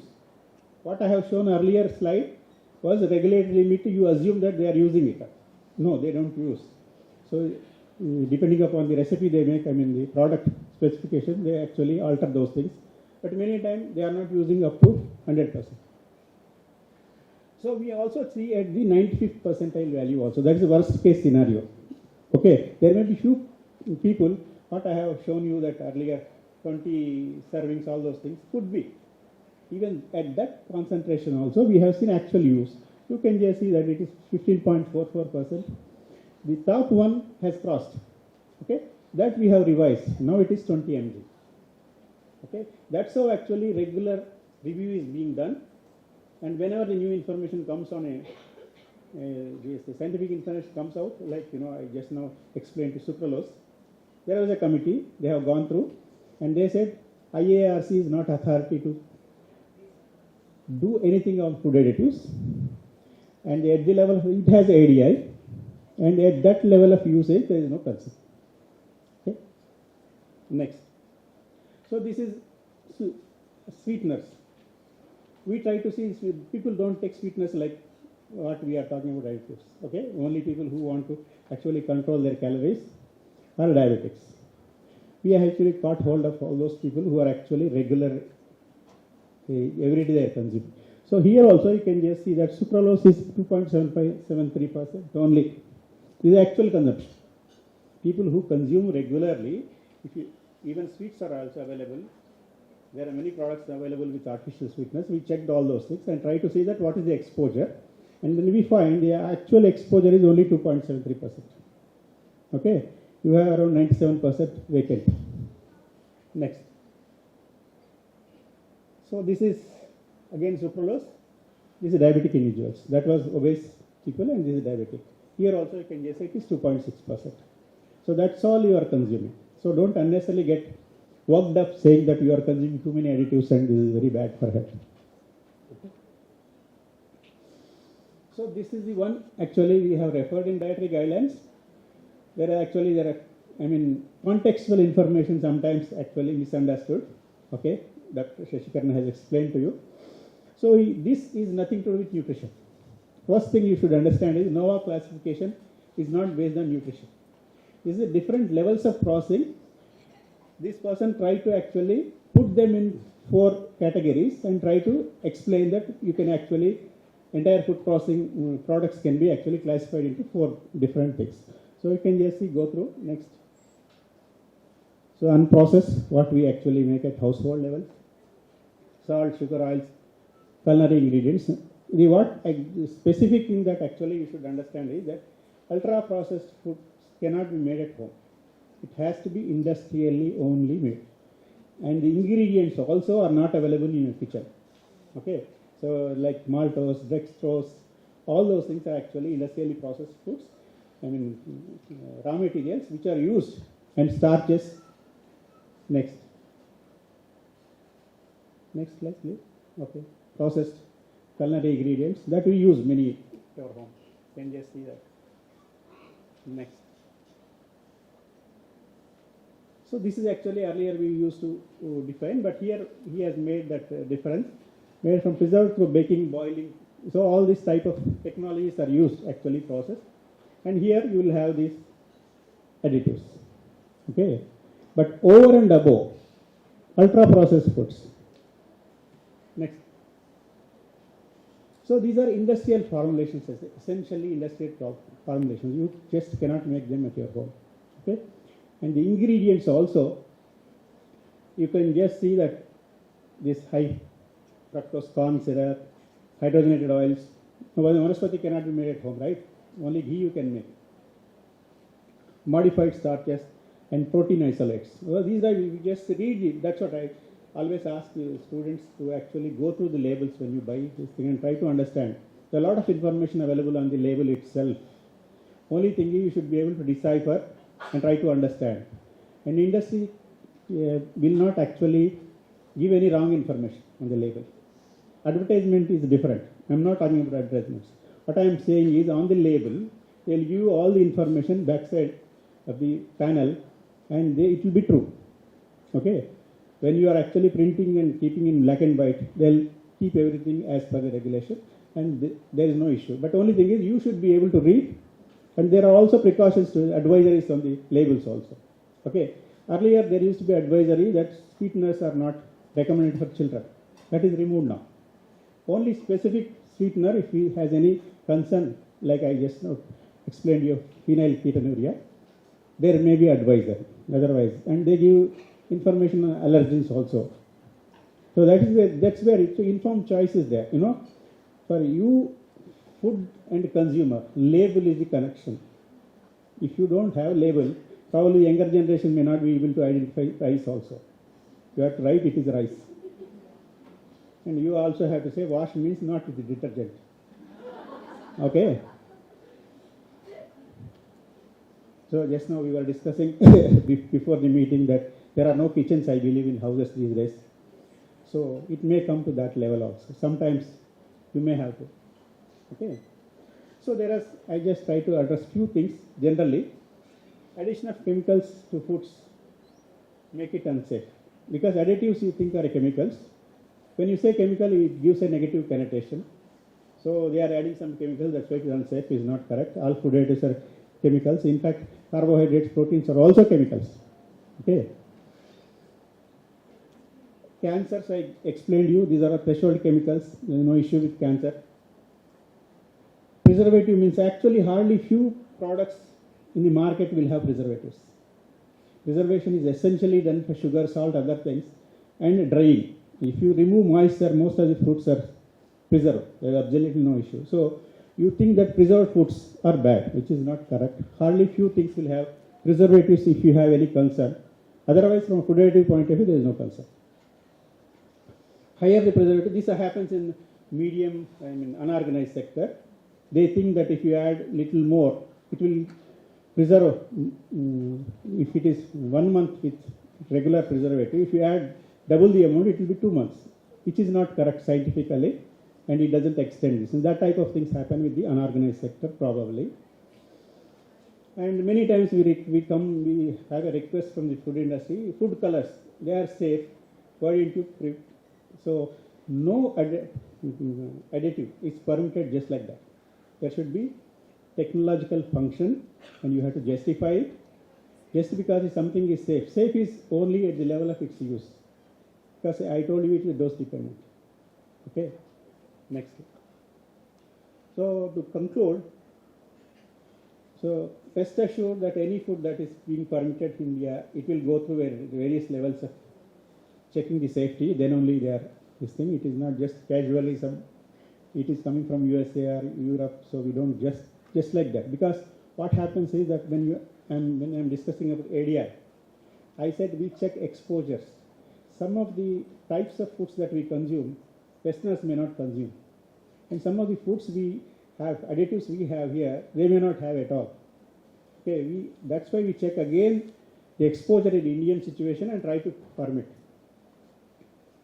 So this is very important. Food additives are safe at their level of use. I told you it's a dose dependent. Okay, but I also showed that we are actually not even 2% or 3% of ADI.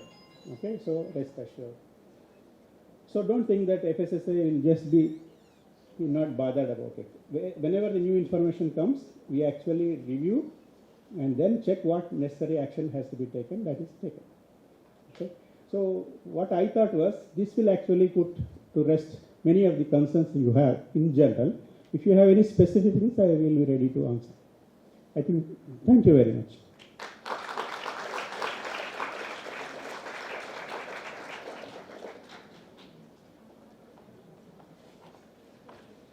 Thank you, Dr. Rao. The session has given ample insight into aspects of food additives and their safety. The regulations in place and more regulations would come up as required. This is important from the consumer point of view. As the guideline tells us, we must resolve to read labels given on the food product. I request audiences to direct their comments and queries during the panel discussion. So we will take the questions then. Now we look forward to hearing Dr. Subhaprada Nishtala as Director, Food Adroit and Vice President, AFSTI. We are eager to hear the industry perspective, especially after Dr. Rao's session. It is a daunting task to design food products which are low fat, low sugar, low salt, adhering to the regulations, but at the same time palatable and appealing. How will guidelines 15 and 17 affect the food industry? I invite Dr. Suprabha for this session. Dr. Nishtala has completed her graduation in microbiology from University of Mumbai and her master's in food technology from CSIR CFTRI Mysuru. She has played a role as senior executive for various manufacturing, operations, regulatory affairs and new product development. As founder of Food Adroit, she is a consultant and trainer in food safety and regulatory standards, and she has conducted over 400 trainings in FSMS standards such as HACCP, ISO 22000 and FSSAI 22000 and trained more than 1,000 food safety officers across India. She led the development of internationally approved curricula for food safety and nutritional quality and training. She is the National Vice President of STI and member on various committee boards, including BIS and editorial board of Indian Food Packer magazine. She is a mentor to numerous food and biotechnology startups, contributing to initiatives like Pursa Krishi, Birac and ISPIC. I request Dr. Nishtala to come up on stage and begin her session. It is impossible to think that I can come and do justice here after such luminaries speaking before me. Fantastic sessions from Sesikeran sir and Sudershan Rao sir. I am the odd duck out here. I am not a doctorate. I am a mere Miss Nishtala. And I am a food technologist. I am not a nutritionist. I stand here to present the views, personal views of a food technologist to the dietary guidelines that have been developed by the ICMR NIN. And before I delve into that, I think, can I have my next slide? I would like to start by remembering and congratulating all of us on World Food Safety Day, which was yesterday. Yes, food safety is not something that we celebrate on a day. It's like New Year. You have it on 1st of Jan and the entire year it stays till you come to the next New Year. So happy World Food Safety Day to all of us. The theme this year was to prepare for the unexpected, and unexpectedly some of the risk that came to the food industry was from the guidelines this year, which put into doubt and queries a whole lot of so long assumed as sound science. But as rightly said by the speakers before me, by Dr. Mitra, that science is something which is evolving, and it is important that as a community we come together to share our knowledge and make decisions for the collaborative good of the industry, of the citizen of this country. Food safety is a shared responsibility. I think it's an oft-repeated term in our country. It is something that everyone from the regulator to the consumer has to contribute for us to be confident of food safety. But also I think it is important for us to remember that without safety, it is not food. I can have my next slide. If you look at the evolution of food consumption, and I think I'll take a moment here before I go into my slide to give you my thought process before I came to address you when Subhadra ma'am said, you please come and talk from an industry perspective. This is a guideline which is a very bold guideline, if I may so say. It is an impossible feat again to assume that one less than 100-page document can convey to the nation what they must or must not eat. But an effort has been made. And for that, I think there is a huge respect for the institution to ekdam front foot pe aake khele hai. They said, do this. And that kind of language has been largely missing in much of our policy. We often say should, may, shall, but do and don't was very, very clear in this document. Whether we are in agreement with all the do's and in agreement with all the don'ts, I think that is the process of scientific deliberation which will help make this a better communicated, better discussed, and a stronger document. But I applaud the ICMR NIN and I applaud you, sirs, for making such a robust and direct communication to consumers. Stepping back to what I would like to talk about is not about, I'm not trying to discuss specific yeses and nos or points of concern, but merely give my approach to the entire thing. The one large piece which I feel is missed out in this entire guideline is the role of a food technologist. I would have been really happy to see amongst the members a food technologist who could have given their inputs, and probably there is time as yet for that to happen. So looking at the evolution of food consumption, and this is not now, this is through the ancient times, food first has to be safe, palatable, nutritious, and then tasty. Okay, this is it. I mean, you cannot try to change this order of food consumption by consumers. It needs to be safe, it needs to be palatable, then comes in the factor of nutrition, and then comes in the factor of taste. Any attempt to change this around will fail quite obviously. Can I have the next two slides? Two examples. To the left, a burger made of rare meat, not fully cooked meat, where taste has taken precedence over safety, and we all know what are the various concerns associated with that. The one on the right, far more familiar. Yes?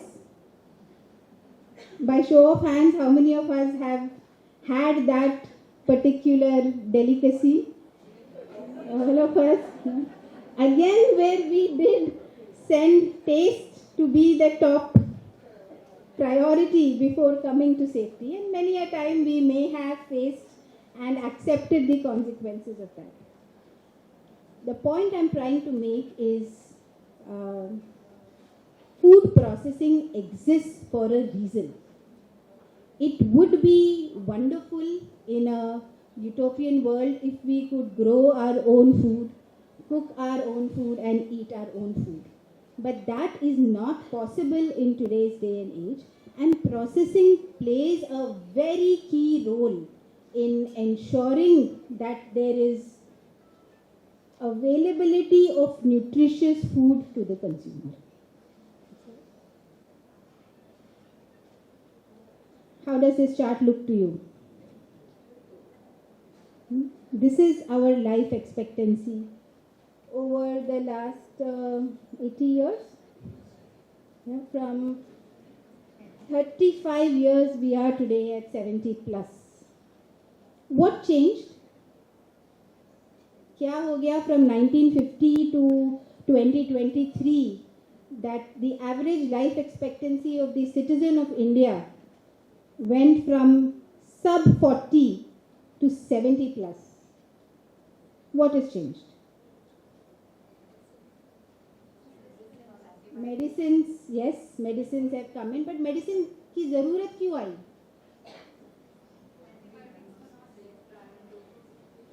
Why did the antibiotic need to be issued at that time? Disease was there even then. Knowledge and awareness of about what?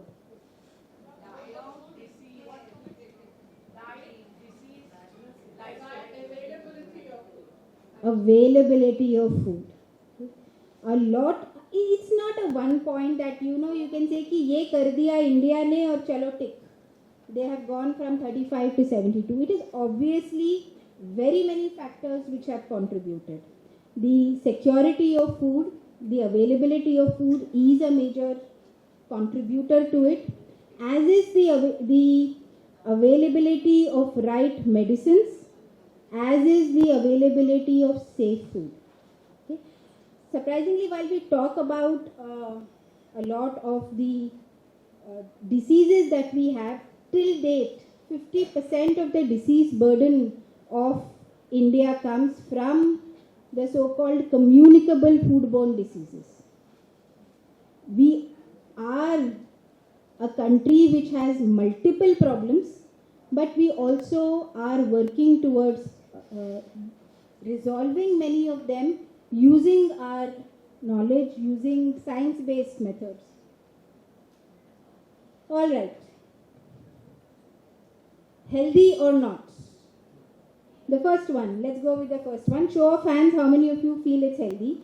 The bun, the bread. I baked it at home.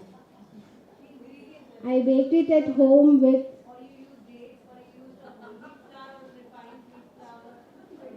So I baked it at home with whole wheat flour using yeast. I used oil, I used salt, I used sugar. Okay, with those specifications, show of hands, healthy or not?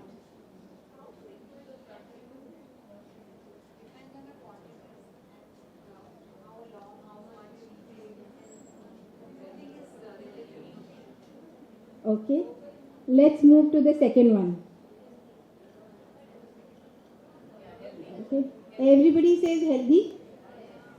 Okay, lots of people agreeing it is healthy. Here it doesn't matter whether I use skimmed milk, toned milk, low-fat milk, what my culture was, whether it is salted, whether it is sweetened. No questions here. Yeah, it looks like कि घर में बना है because it is in that दही का clay pot. ठीक है. The last one, that's an avla pickle.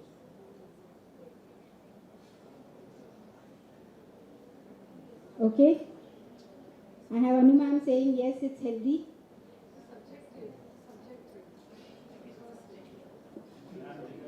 Subjective to a person. Okay. Okay. So no answers on avla pickle. क्या हो गया? How is avla pickle more subjective than the curd? Everything is subjective. Nobody can tell us whether it's healthy or not.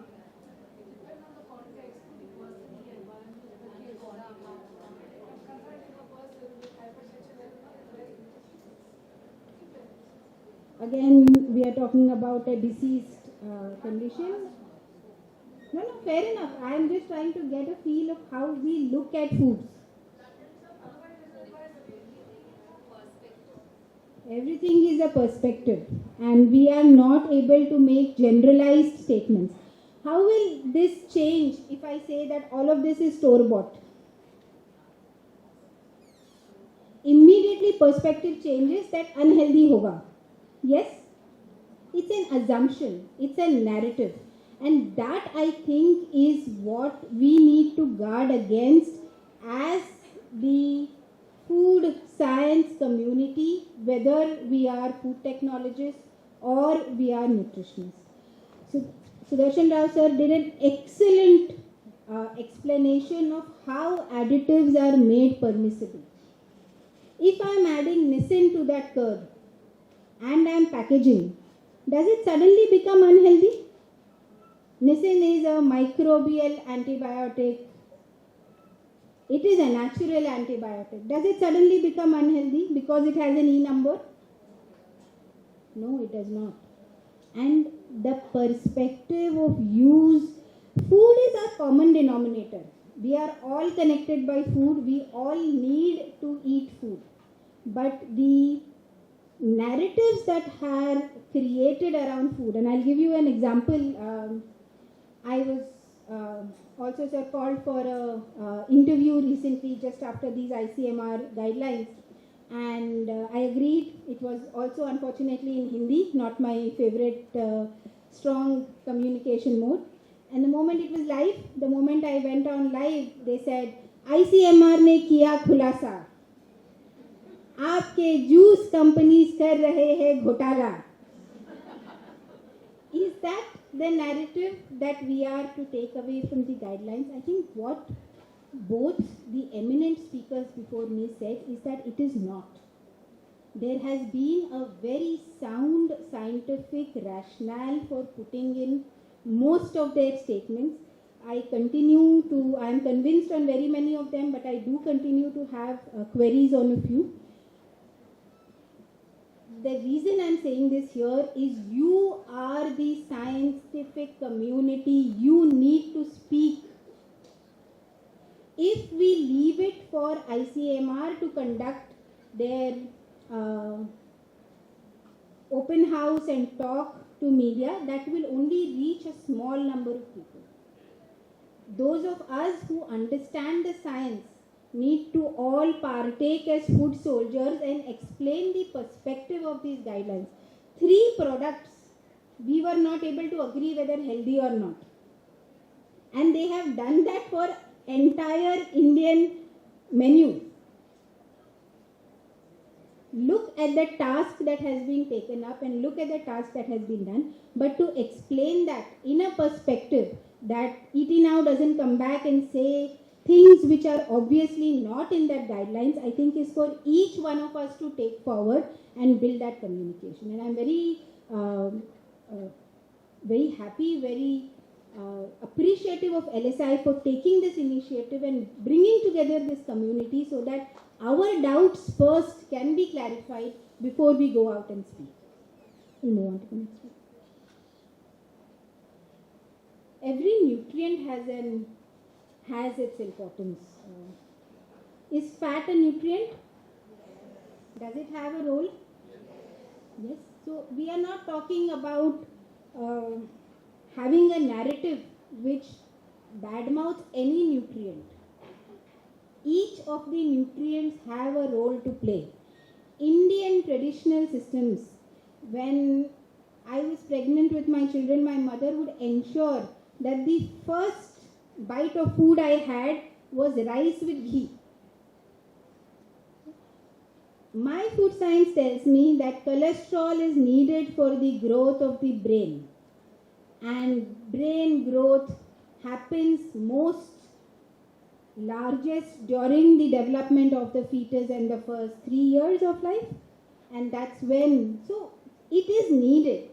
The narrative being created about HFSS has its place, but that should not overtake the fact that each nutrient, they are a family who are needed to work together. The creation of all the dietary fads of keto diet or XYZ, why do they arise? They arise because we believe and we communicate that certain nutrients are villains. I think we need to proactively work and ensure that that is not the narrative that we take away from this guidance. All right. Is healthy processed food an oxymoron? Is it possible to have healthy processed food? Or is it an assumption that if food is processed, its nutritive value will suffer? I think that's where many of us are tending, and I would like to correct that assumption or that interpretation that process is equal to loss. Yes, I am increasing shelf life, but for that purpose, I am sacrificing nutrition. That's a very, very incorrect assumption to make. There exist processes of all types. Every process has its own characteristics. And just as an example, here are some very, very common processes which actually help build nutrition. References for all of these are from the JFST, Journal of Food Science and Technology. Milling, easy to understand, it increases your availability of dietary fiber, B vitamins, phytonutrients, etc. Canning and freezing. Canning, 17% increase in beta-carotene, 48% increase in phenols. This is the availability being made accessible to the body. Vitamin C was reduced. Freezing, 47% higher antioxidants in frozen carrots compared to regular carrots. Freeze drying, very, very high-tech process, preserves nutritional quality of foods. Tomato processing, surprisingly, lycopene availability is better in tomato pastes and ketchups than it is from the whole fruit. UV light processing in mushrooms helps in conversion of ergosterol to vitamin D. Very standardized process to help you achieve your RDAs in vitamin D. So, again, I wish there was another word to use instead of saying ultra processed. It is not processing that is bad, it is the choice of what is going into it. Additives, we've just heard, are there with a high degree of scientific rigor which is done at a global scale. It is not India. At the same time, it is not us only accepting a global standard. These are again vetted in our conditions for our population. So, I rest my thoughts on that here, but I do not believe that processing alone should be considered as detrimental to food nutrition. Path forward, I feel that for this guidance document to achieve the intent with which it was developed is to move away from negative bucketing of ingredients.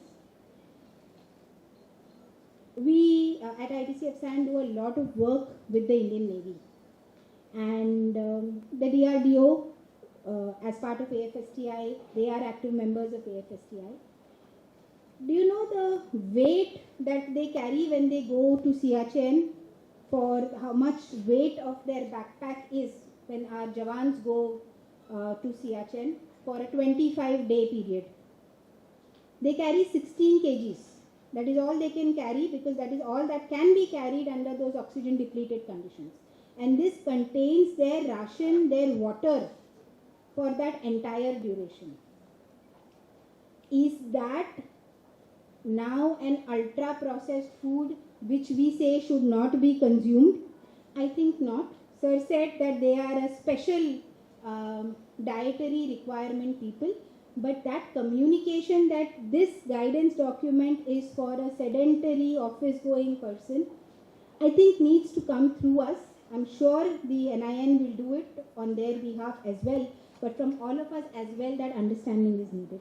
Leave the Jawans of Siachen out. My daughter plays squash. When she comes back, she has a glass of nimbu pani with sugar with salt. Okay? She may be going over the guidance given for the sugar consumption, but that is what her body needs. So the narrative needs to be on optimum requirement rather than on negative bucketing of nutrients. Move from a hazard focused approach where we are saying that mere addition of an additive makes your food bad, to a risk-based approach, which is the entire methodology that we have been using throughout, where we are looking at the consumption patterns, we are looking at the demographic, we are looking at the purpose served, and make our narratives around that. Guidance needed on portion sizes. Even a glass of milk is not to be considered as whole, sufficient and consumable at any quantity. So that entire guidance on portion sizes for these little bit vilified nutrients, I think, can go a long way. And harness the power of science. Yes, right? We have the responsibility to ensure the healthfulness of the food supply to what will soon be 1.5 billion people. And we need to harness the power of science, of food technology, of food processing in order to do that. Thank you very much for your time.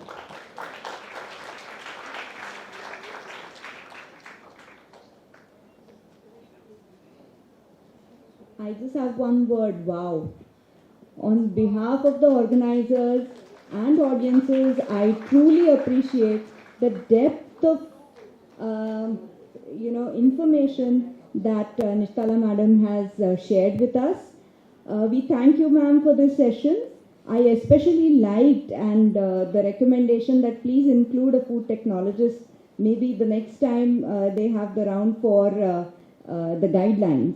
I also like the idea of food soldiers.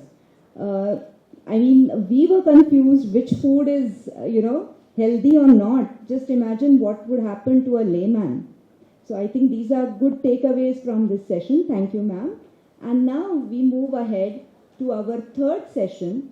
And this is by a young but renowned wellness and sport nutrition specialist and entrepreneur, Ms. Gauri Murthy. She will share the dietitian's perspective on the dietary guidelines. Guidelines 7, 8 and 9 speak about type and amount of fat and oil to be consumed, food combinations for bettering protein quality and avoiding protein supplement, but I think Sesikeran sir has already clarified that. Adopting a healthy lifestyle to prevent abdominal and general obesity. I invite Ms. Murthy to share her thoughts with us. She is the founder of Gauri Murthy's Nutrition Center and Nutrition Academy, as well as the Vasuki Fitness LLP multi-brand store for nutritional supplements, fitness and training equipment. She is also the founder of All About Nutrition specialty supplements for sports performance and general wellness, and author of e-book Build Your Immunity for Life. She has been training nutritionists and fitness professionals at universities and leading fitness organizations and has 22 years of experience on nutrition consultancy, counseling and teaching. She specializes in training for healthcare professionals and designs and curates supplementary formulations. She is recognized for her scientific approach and drive for excellence in nutrition courses and programs. Naturally, her clientele is including and should include international athletes, models, actors and fitness enthusiasts. She gets invited as an expert at top academic institutions as well as medical and nutrition conferences across India. Ms. Murthy, the stage is all yours.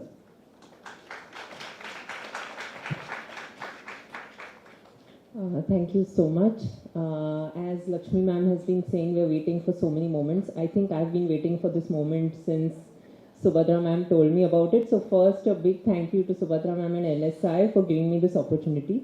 One is to share the stage with such big stalwarts of nutrition.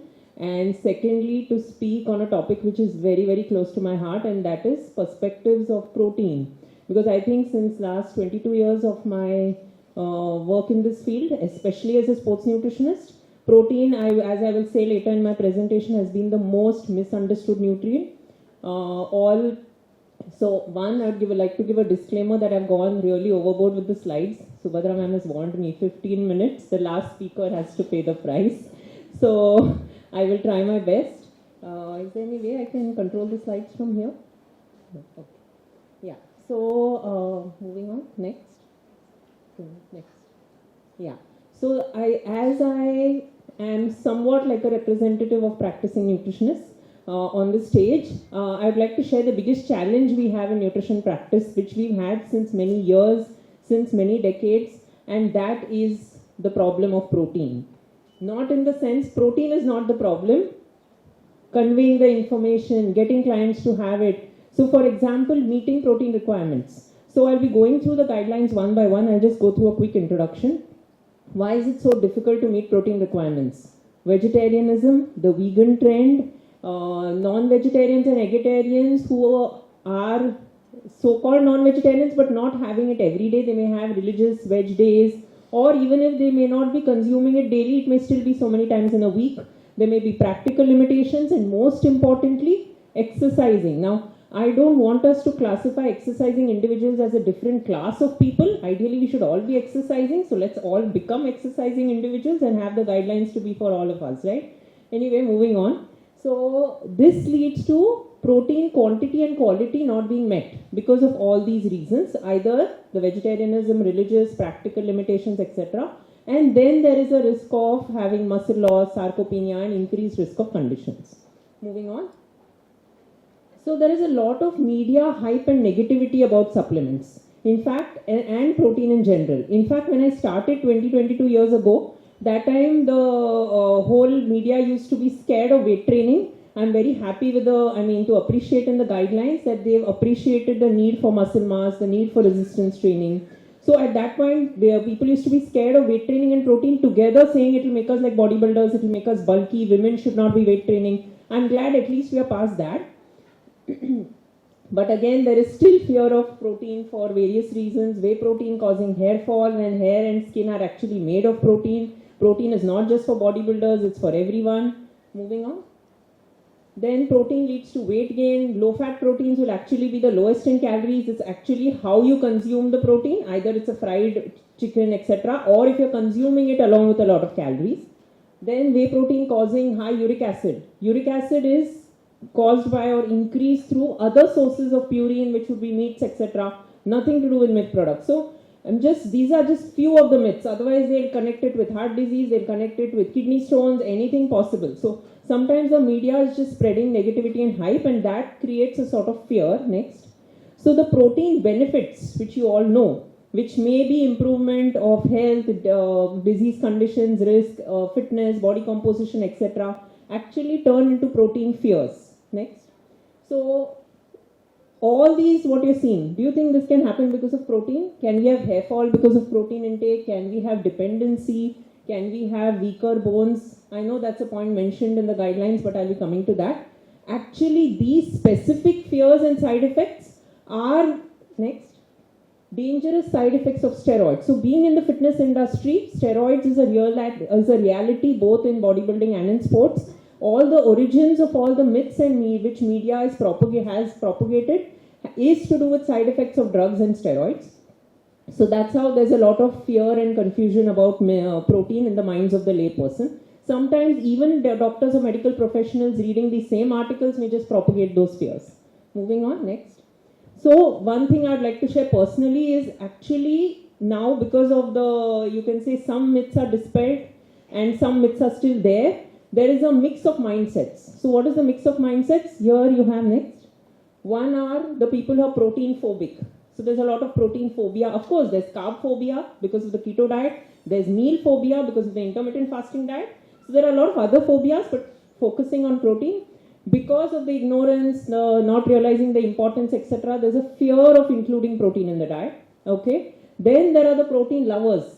Those who think protein is like some magic food, you take it and you'll sprout muscles. You'll wake up next morning like Superman. So again, you need to explain to them, and very often they're taking it the wrong way. Like probably they're taking excess post-workout. So we have to see indicators like BUN, etc., to see if there's excess protein going on. So blood parameters are a very important part of our approach when we are recommending protein and other nutrients. So sometimes it's excess at a time, sometimes it's excess overall. Then next. Then we have the protein imbalanced. What do I mean by imbalanced? They are taking it, but for example, one meal is carbs, one meal is protein. They're not combining it. So there's a whole lot of probably you can say confusion or wrong approach in even implementing protein intake. Right? Moving on. So now I'll go one by one. I'm focusing mainly on guideline 8, which is regarding protein. So I'll go one by one with the statements. I sort of hope that I'm doing justice to our dietitians representing, and also whoever has made the guidelines, kindly excuse. Yeah, moving on. So one thing I would, I missed saying in the beginning, Dr. Sesikeran, you mentioned, or Mitra ma'am started with saying that there's a emotion of Kautuhal. Dr. Sesikeran said krodh, but sir, let's not say krodh, let's say passion. It's passion for what we practice and what we worry will affect the nutritional recommendation for our clients. So it's just a passion and conviction. I'm sure all nutritionists will agree, right? We are all here today because of our passion for nutrition. Yes. Right? Okay. So the first line, so I've just kept the line at the top of the slide as a reference. So the first statement which is there in guideline 8, which talks about daily diet provides 60 to 70 gram of protein, which is higher than what we require. So some data going on. Yeah.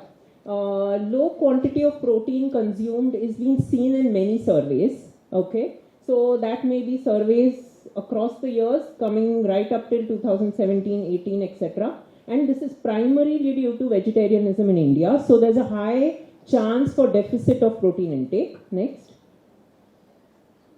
Yeah. There's a protein paradox study which was conducted in 2020, which surveyed and asked nutrition awareness questions to a high percentage, to Indian mothers in 16 cities, where a high percentage believed those myths, the myths which I said earlier, that protein is only for bodybuilders, that vitamins and energy is more crucial than protein. Protein is only for those who are exercising. So mothers, as we know, are important because they are the ones who are providing the nutrition for the family and the child, and also sort of creating more awareness for the children about the nutritional importance.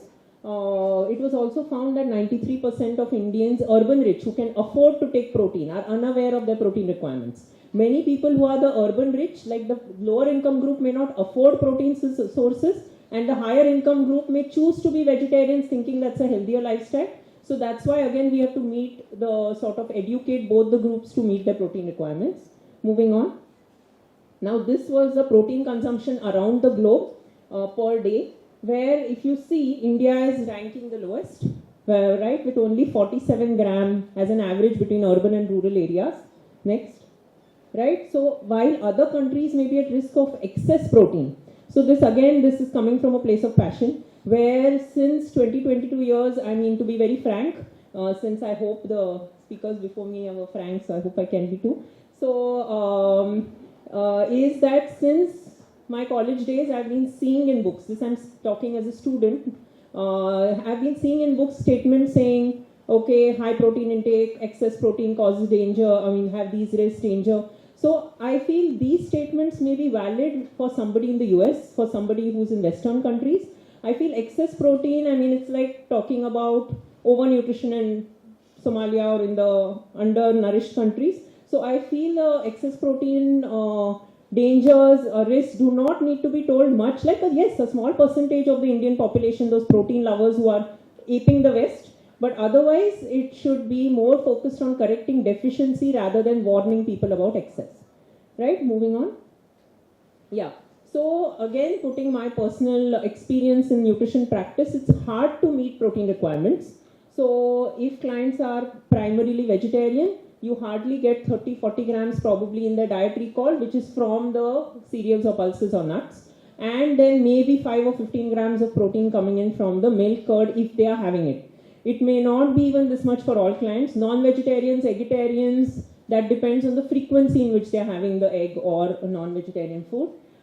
So meeting 54 grams of RDA or 60-70 grams protein as per the guideline, I think is with a lot of effort through diet intervention. It doesn't happen, is not seen so commonly and normally. Moving on. Yeah. So now coming to the next statement in the guideline, which was an appropriate combination of cereals and pulses in the 3:1 ratio will meet all our requirements for the amino acids. So yes, as the guidelines were very clear, even Dr. Sesikeran clearly pointed out, he showed us the grammage of protein, but and there is even a table of amino acids that you can meet all the amino acids we need in the veg diet or in the non-veg diet with a particular combination. But is this combination practical? So moving on, if we have, just to break it down into numbers, 3 exchanges of cereals and 1 exchange pulse. Now, I've used an average of 5 CT values, so keep a range of buffer, right? Next. And if with every meal we are getting 15 or 17 gram of protein and 78 or 79 gram of carbs, that's a very high load of carbs per meal. So I understand that the guidelines, the numbers are meant for a 2000 calorie diet. But 2000 calorie diet may not be the requirement for every client. Many clients we need calorie restrictions because most of our clients are overweight, obese. So at that point we need to cut the carbs. So this kind of ratio is not really practical. So increasing the frequency of the milk products or the low fat and the low carb protein sources is what we require to meet the requirements. So promoting a high carbohydrate intake of the 3:1, especially when we are already in high carb, and in fact, our problem is too much carbs and too less protein. I think the guidelines are taking us slightly in the reverse direction. Moving on.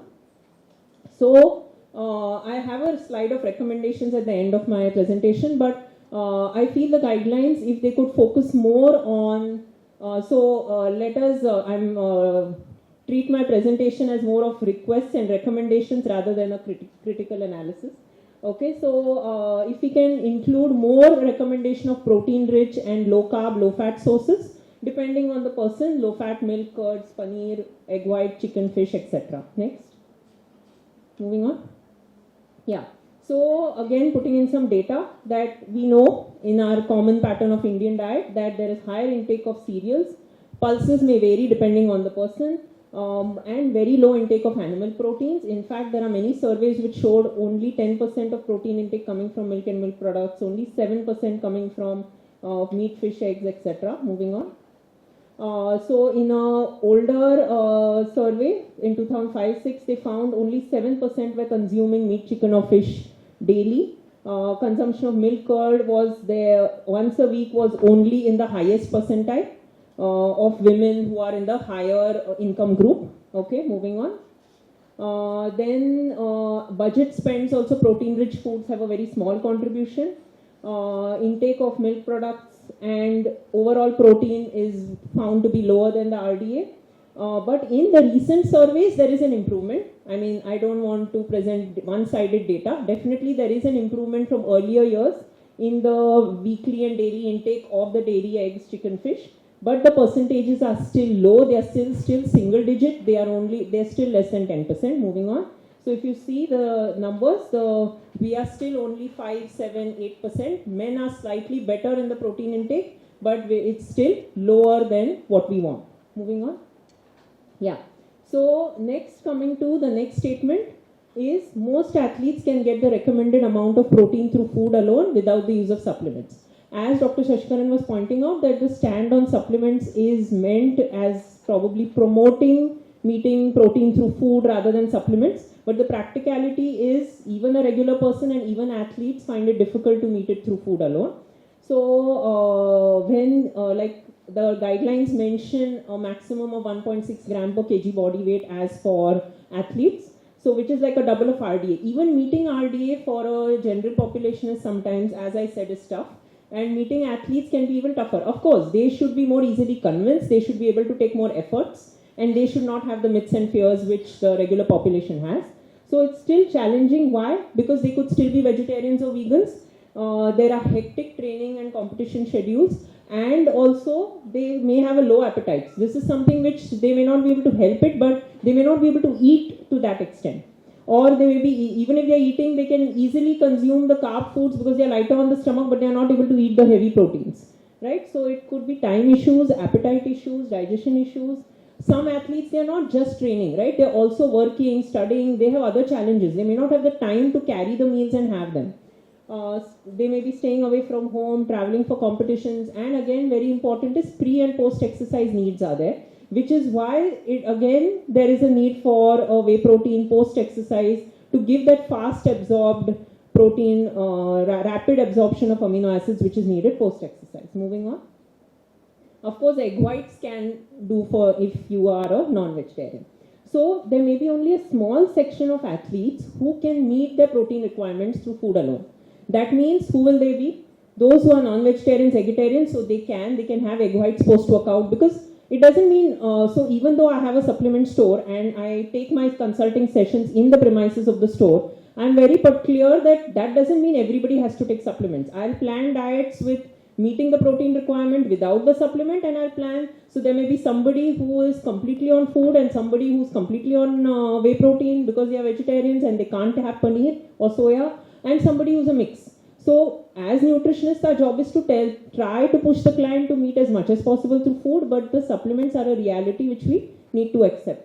So only a small section of athletes who can meet through food is they are non-vegetarians, able to eat that many protein meals. They are only training, so they have the time to focus on only their meals. There's no work or study demands, and there are no issues of digestion, appetite. So again, it's a very, very small set of the entire athlete and sports nutrition community. Yeah.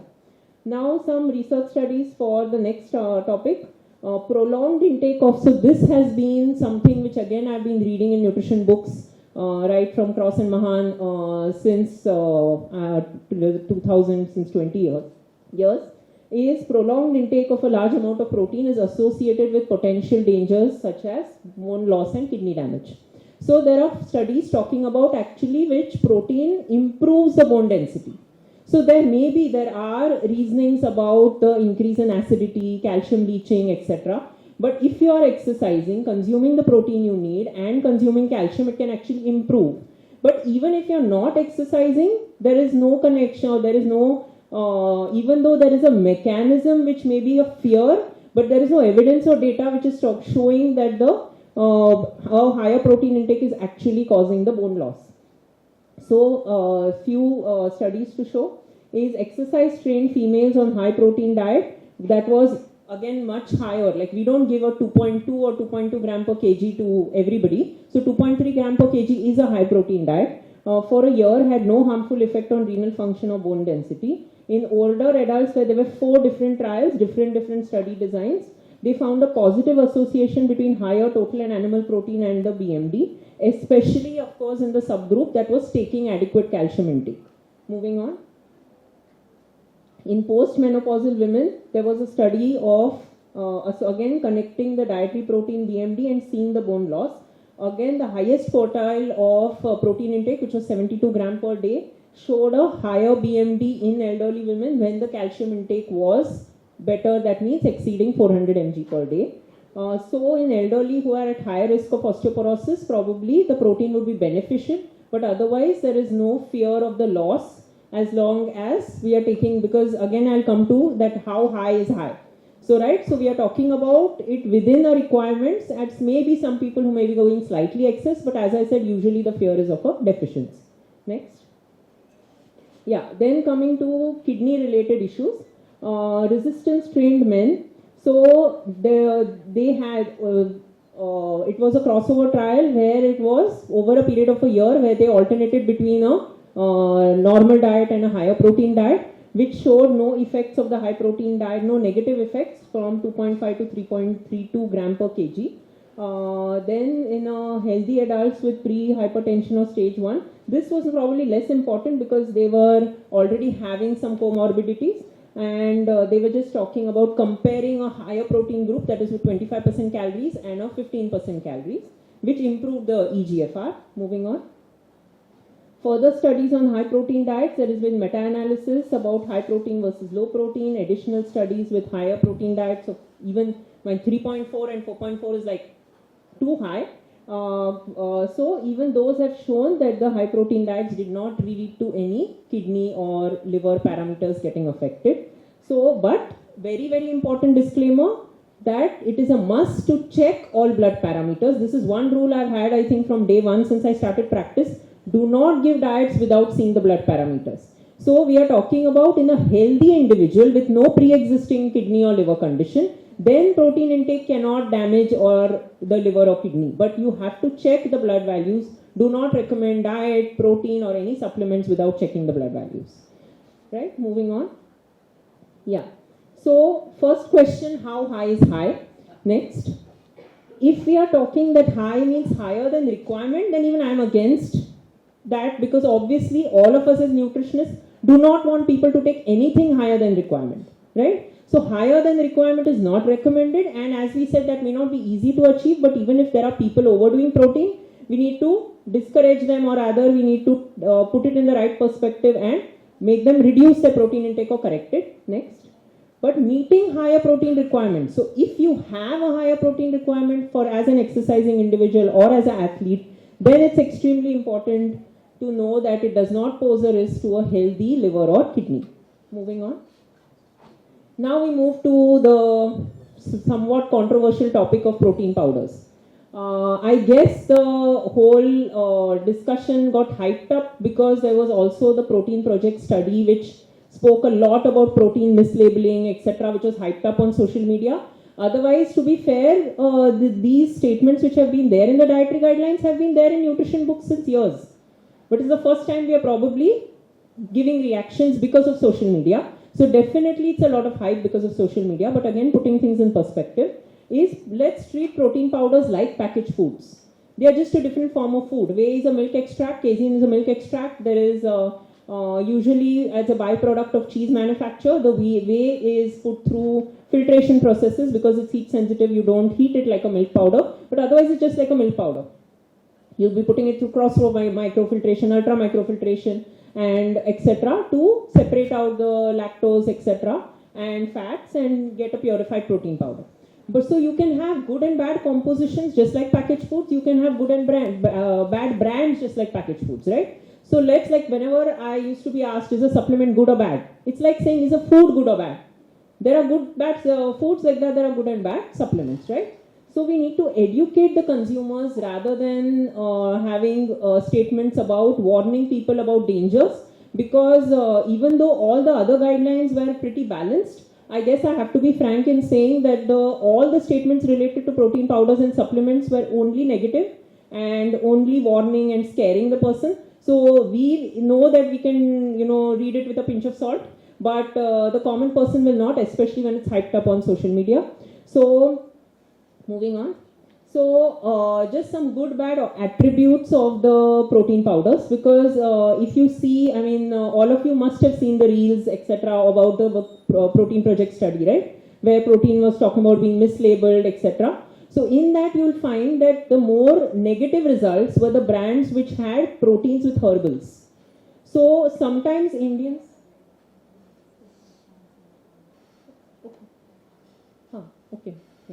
Okay.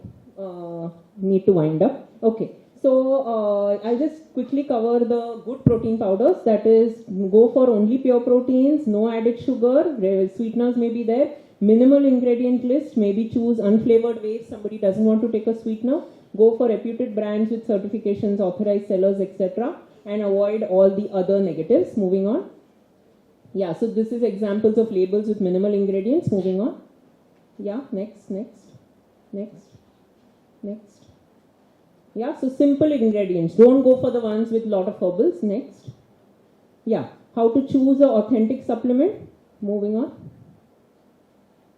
Yeah, so I think just keep clicking next. We can discuss this in the panel discussion. You can just see about choosing you can just keep clicking. Reputed brand, authorized source, read your supplement label, product certifications, and make sure it's not tampered with. Okay, next.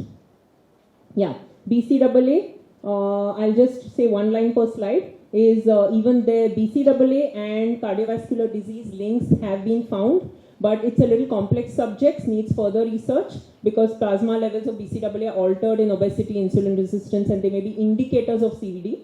But protein with BCAA may not be having the same ill effects. Moving on, right? Because even BCAA is present in other foods, not just whey. Next. Yeah. So whey is found to be beneficial in so many health conditions. Even if it is rich in BCAA, it is not found to be negative or not found to be having those same effects with negative effects with health conditions. Moving on. So some positive recommendations. Yeah, next. Yeah, more emphasis. So recommendations for guidelines would be more emphasis on quality of protein. I remember a previous RDA, I don't remember which year, was mentioning that meat RDA with at least 50% high quality proteins. I think something like that in the guidelines, encouraging better protein choices. Maybe the cereal pulse ratio is more practical or a good recommendation for lower income groups, but higher income groups can afford better sources. And focus on carb protein balance rather than cereal pulse balance. Next. Separate guidelines for sports nutritionists, as you were mentioning about the food technologist inputs, the sports nutritionist inputs, and special attention to groups at risk of protein deficiency. Create awareness on protein powders and label reading so consumers can make the right choices, and recommend further testing and better transparency with the consumer. Yeah, so thank you. And lastly, one more click.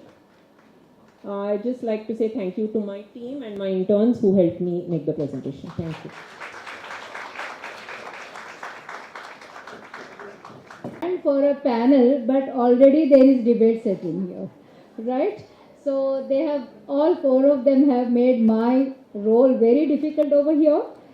And there is lots, like, my humble request to ICMR NIN is to have more members on your panel, so that there is a dialogue, and probably what is required for a common man, probably from a different angle, they may have to be made to understand it. So I have to trouble Dr. Sesikeran sir and Dr. Rao sir to come up onto the stage. I'm so sorry to trouble you again. But of course, as you can all see, we are overshooting, so I won't take much time for the panel, but we have received all your cue cards, and we will collect more from all of you, whoever is still having in their hands, and we are definitely making it sure that all your questions are going to be answered by the respective scientists, okay, panel members.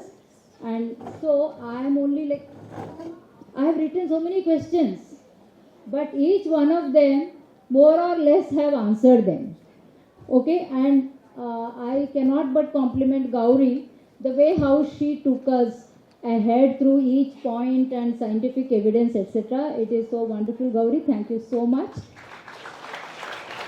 And Shubha, very composed manner, she has taken and given us the message in a very subtle manner. Thank you so much, Shubha.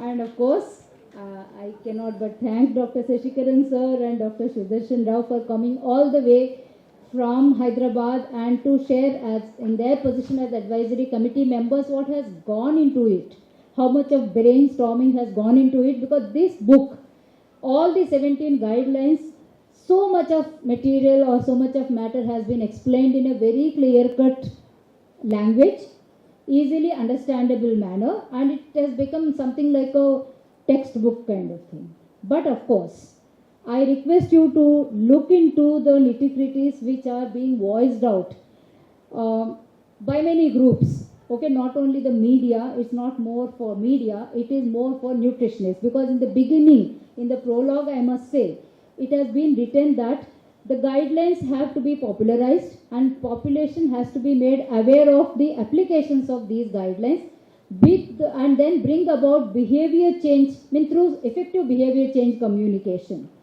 Okay, and for that, definitely nutritionists are required, academia are required, NGOs are required. So what the biggest task for NI and ICMR is to convince each of these groups and bring them onto the common platform so that the message can be taken into the society in a right manner, and everybody, like, they believe in what they are saying. That is very important. What we want to say, we believe in that and we have the evidence, and now we will have support of NI and ICMR also in our suggestions. So that would be great. Like, no, that is what is all the community coming together to implement the final guidelines. Okay. So now with this, since my questions are mostly answered, sir, my first query, when I have gone through the guidelines right from A to Z, my only worry from the first chapter, like eat a variety of foods, how affordable it is, though you say it is for reference persons, which right from my beginning of nutrition study, like as a student also, where do I find these reference persons? That used to be a big question to me, because whomsoever you find, they are either underweight, overweight. Very few of them are actually into weight if you go by only weight criteria. So now you say definitely body composition is one of the important parameters by means of which you decide the metabolic health. So here, affordability might become a problem, sir. So, but there are no socio-economic based guidelines, like, if you belong to low socio-economic group, probably this is the way how you can meet the EARs. Or if you belong to middle income or upper socio-economic group, these could be the alternatives. Do you think such kind of modifications would help us, the nutrition fraternity, to go into the community and create awareness? Can I have the hand mics, please, supporting?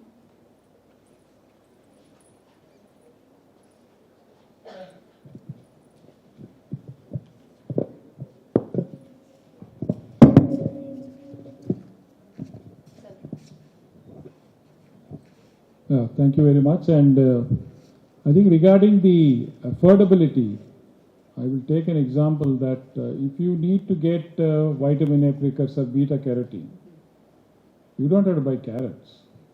You can get them from moringa leaves as well.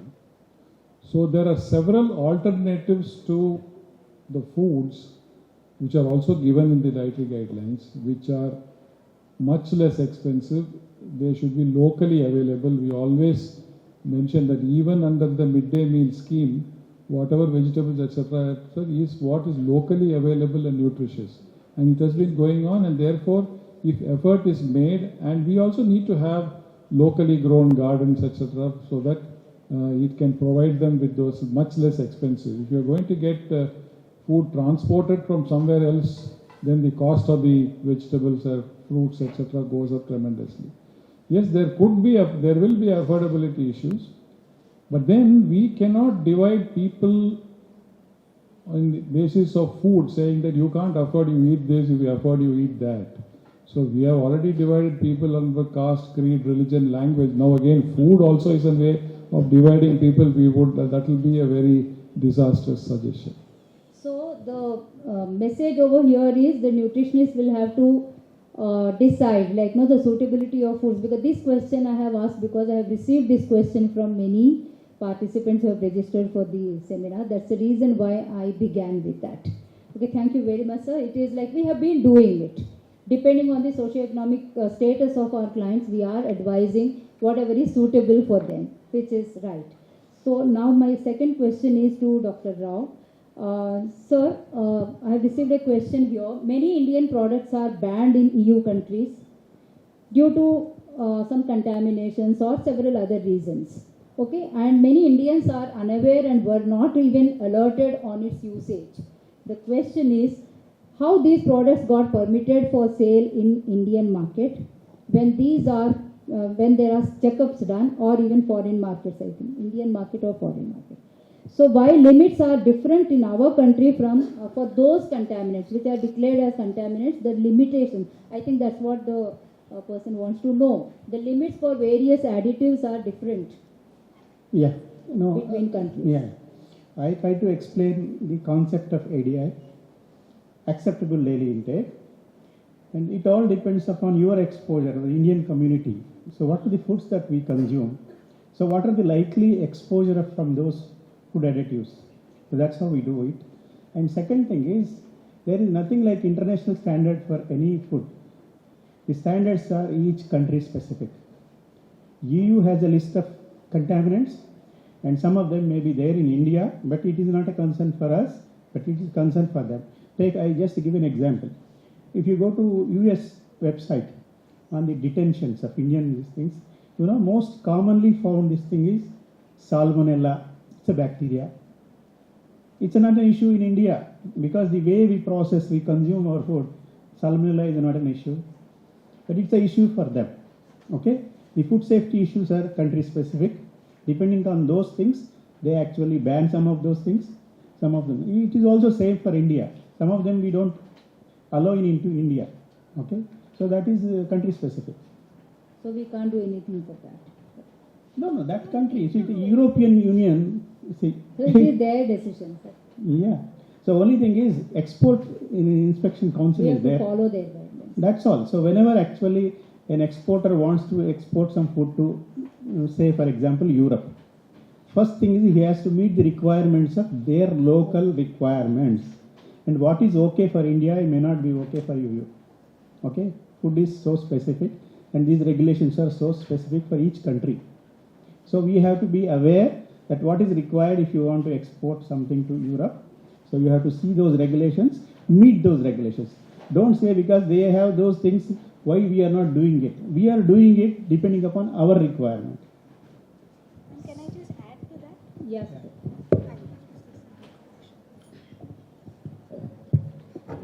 I'd just like to add, very nicely explained by sir. But again, this is your typical social media university which is at play. It's not a ban, the word is very different. Look at it from the perspective of GMO foods.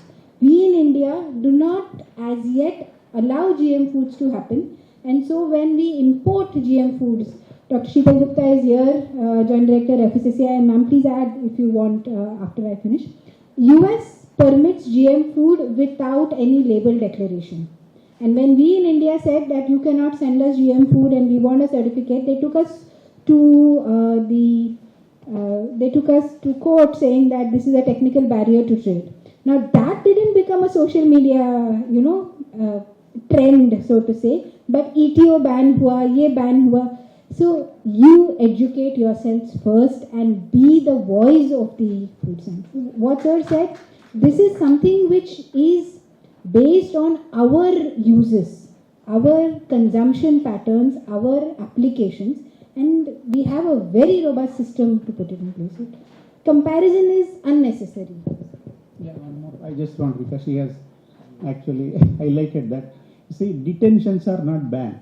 You go to every country, there will be many consignments from India to other countries, they get detained. Even India detains many of those things which are not actually as per Indian regulations. So that is not a ban. Okay. Ethylene oxide actually is not banned, right? It is actually approved. And it's a very good. In fact, EU itself was actually asking us to use this as a sterilant if you want to export it to EU. So that's how this the operations they started in India on behalf of EU. We had those factories doing that. So suddenly you can't say, and detentions are not bans. Detentions are will be there. In fact, you may be actually surprised if you think that US doesn't have adulteration. 20% of the foods in US are adulterated. We have done a survey on that. So don't think that everything is fine there and we are actually not doing anything. There is not that. Regarding educating the people in the present digital media era is extremely difficult. I find that once a misinformation is spread, especially if it's a negative information, it spreads like wildfire. Then if I, holding a responsible position, answer saying that this is not correct, but this is the actual fact, this is how the FSSAI regulation occurs, it doesn't get forwarded beyond 2 steps. Nobody is interested in positive information in this country. Any kind of negative information spreads. Any kind of good, genuine information does not spread. Thank you so much for all your inputs. There are 2 participants with more or less similar question. This is on ultra processed foods and HFSS. So there is a table given and with composition, etc. So, but here what they want to know is when you mention the tags like low, high, etc. What do you mean by how much is low and how much is high, and how do you decide on that? I'm sorry, in that uploaded document that was missing. Now you go to NIN website, there's a table now, a new table which gives a threshold for low, high and all that. You can download that information. And they also given what's the basis for fixing such thresholds for sugar, saturated fat, salt, everything. In the earlier what was first released and uploaded in ICMR site, that table, half the table is blank. My question now is more or less last question, because I know the time constraints for Dr. Sesikeran and Dr. Rao, they have to leave now. But this question I definitely want to ask Subhaprada. This is, see, all the HFSS foods, most of them, they are less expensive. Okay, they are affordable to most of the people. They are available every nook and corner. So industry is able to reach every nook and corner of the country. So now, can the industry be more consumer health sensitive and see to it that these foods are not so easily available and so easily affordable to population? Is there any role for industry to play who are manufacturing and selling HFSS foods? Most certainly, ma'am. And again, maybe not some HFSS foods may be affordable, but a whole lot of HFSS foods, the fat component does bring in a cost. It is high carb foods which are really most affordable. And to speak about whether industry should and can make a difference, very certainly. There has been the entire Eat Right initiative by FSSAI 5 years ago, where industry has proactively signed up to become trans fat free by 2025. There is a continued dialogue between our governmental bodies like the ICMR, like FSSAI and industry, pushing them to do that. But beyond all of that, today's consumer is looking at what they are eating, at least the urban population, and that itself becomes a pull to industry to ensure that they have cleaner labels, they have more appropriate compositions of food, and this is very much happening from your CDMs which have reduced sugar to Cadbury Dairy Milk CDM. I realize that so many of your short forms I didn't understand, so I am putting in my full form to that. It is a process, it will continue. It is a balance between, again, palatability and nutrition. It is a balance between cost and nutrition, and all of that plays a part. Many brands have today joined the healthy category, and they do have both offerings, an affordable, lower cost one, and so it is a trend we are seeing, and certainly it is our responsibility as the food industry to drive that. Thank you so much. And of course, there is a big role to play for nutritionists to create awareness. That is where I think the BCC comes into picture, because there are so many ways in which the eating behavior is influenced by the industry through media or through many, many ways. So that has to be properly controlled or properly streamlined so that the consumers are, of course, consumers, it is what they are eating out of their choice. It is informed choice, but they should be made to be informed. So then again the responsibility falls on the nutritionists and community health activists. My last question to Gauri is, in the guidelines, you have taken all the guidelines point wise and you have really deliberated on that. Hats off to you. But one thing is what ICMR in that guideline 8 have mentioned, that it is for non-athletic population, the guideline in the 8. But later on there is another guideline for physical activity, and also they have elaborated on the sports persons and a little bit more elaborated on it. Of course, we cannot say that it's sports specific guidelines. They may be coming up in future, but they said that whenever the high protein is consumed, unless you have a balance with carbs and fat, other macros and micros, this is not going to be useful to the body, which is a very, very common fact. All nutritionists know about it. But in your practice and experience, many people, we have seen that no, they live on protein shakes. Protein shakes have become meal replacers kind of. So protein shakes, whatever carb and whatever other ingredients are there, are not going to be sufficient to support protein utilization in the body, and majority of them who are consuming, they are not bodybuilders. It is not supported even by exercise. I think that is where the ICMR is playing, like giving us a caution that no, those individuals should be very, very careful about. And I'm sure the point which has been mentioned that no calcium, osteoporosis and high protein intake and acid load, etc. does have a scientific backup, and they have also suggested how fruit and vegetable consumption can neutralize that acid. So what I feel is that no, the guidelines have to be looked at only in the perspective of reference persons and apparently healthy population, as Dr. Sesikeran already has mentioned. And reading each and every line within the guideline is very important to understand. And some amount of referencing is also required where to understand completely about certain terminologies in the guidelines. So my question to you is, are they consuming and are they aware of the other importance of other nutrients to be consumed along with the protein?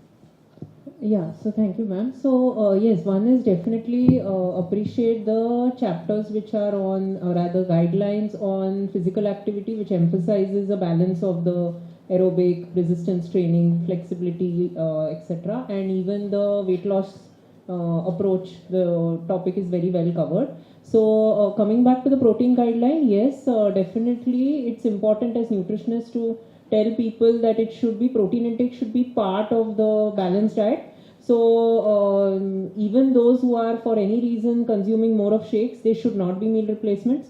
When we have pure protein powders, one thing we emphasize from day one is you should not take the protein alone. It should be with the carb meal. You have to balance your protein intake with sufficient water intake, because without enough water and fiber, then you will lead to constipation, other digestive issues. Only taking a protein shake and not having a meal may lead to acidity in some people. And main thing is the protein will not be utilized for what we need, because if you're not balancing with carbs, the protein will get, you're wasted for energy. So definitely, as I had those three mindsets, there are many people who will be scared of protein powders, and there are many people who will, you think it's a magic powder and use it in the wrong way. So giving a perspective is important. But that being said, I still feel that even a reference man woman in today's date, because of practical issues when we stay in of course, frankly, I have not dealt with a lower income group. Mine is the middle or upper class. So for them, with the busy schedules or whatever constraints, they are not able to eat the amount of protein they need, even to the level of RDA. Thank you so much, Gauri, for that message. And lastly, I want to wind up this panel discussion because of time constraints only. Otherwise, you can see the number of cards I have in my hand, but I am definitely going to get answers for all of them. I just request each of our esteemed panelists to just give one sentence as your message on the dietary guidelines. I think everyone should look at the dietary guidelines in the perspective in which it has been published. And there will always be deviations from what is there, and which was highlighted by our other speakers. And those are situations where, when you are faced with a person who is interested in improving his or her nutrition, first give dietary advice, which you are already doing. After repeated dietary advice, there is non-compliance, or it doesn't work, there are some limitations.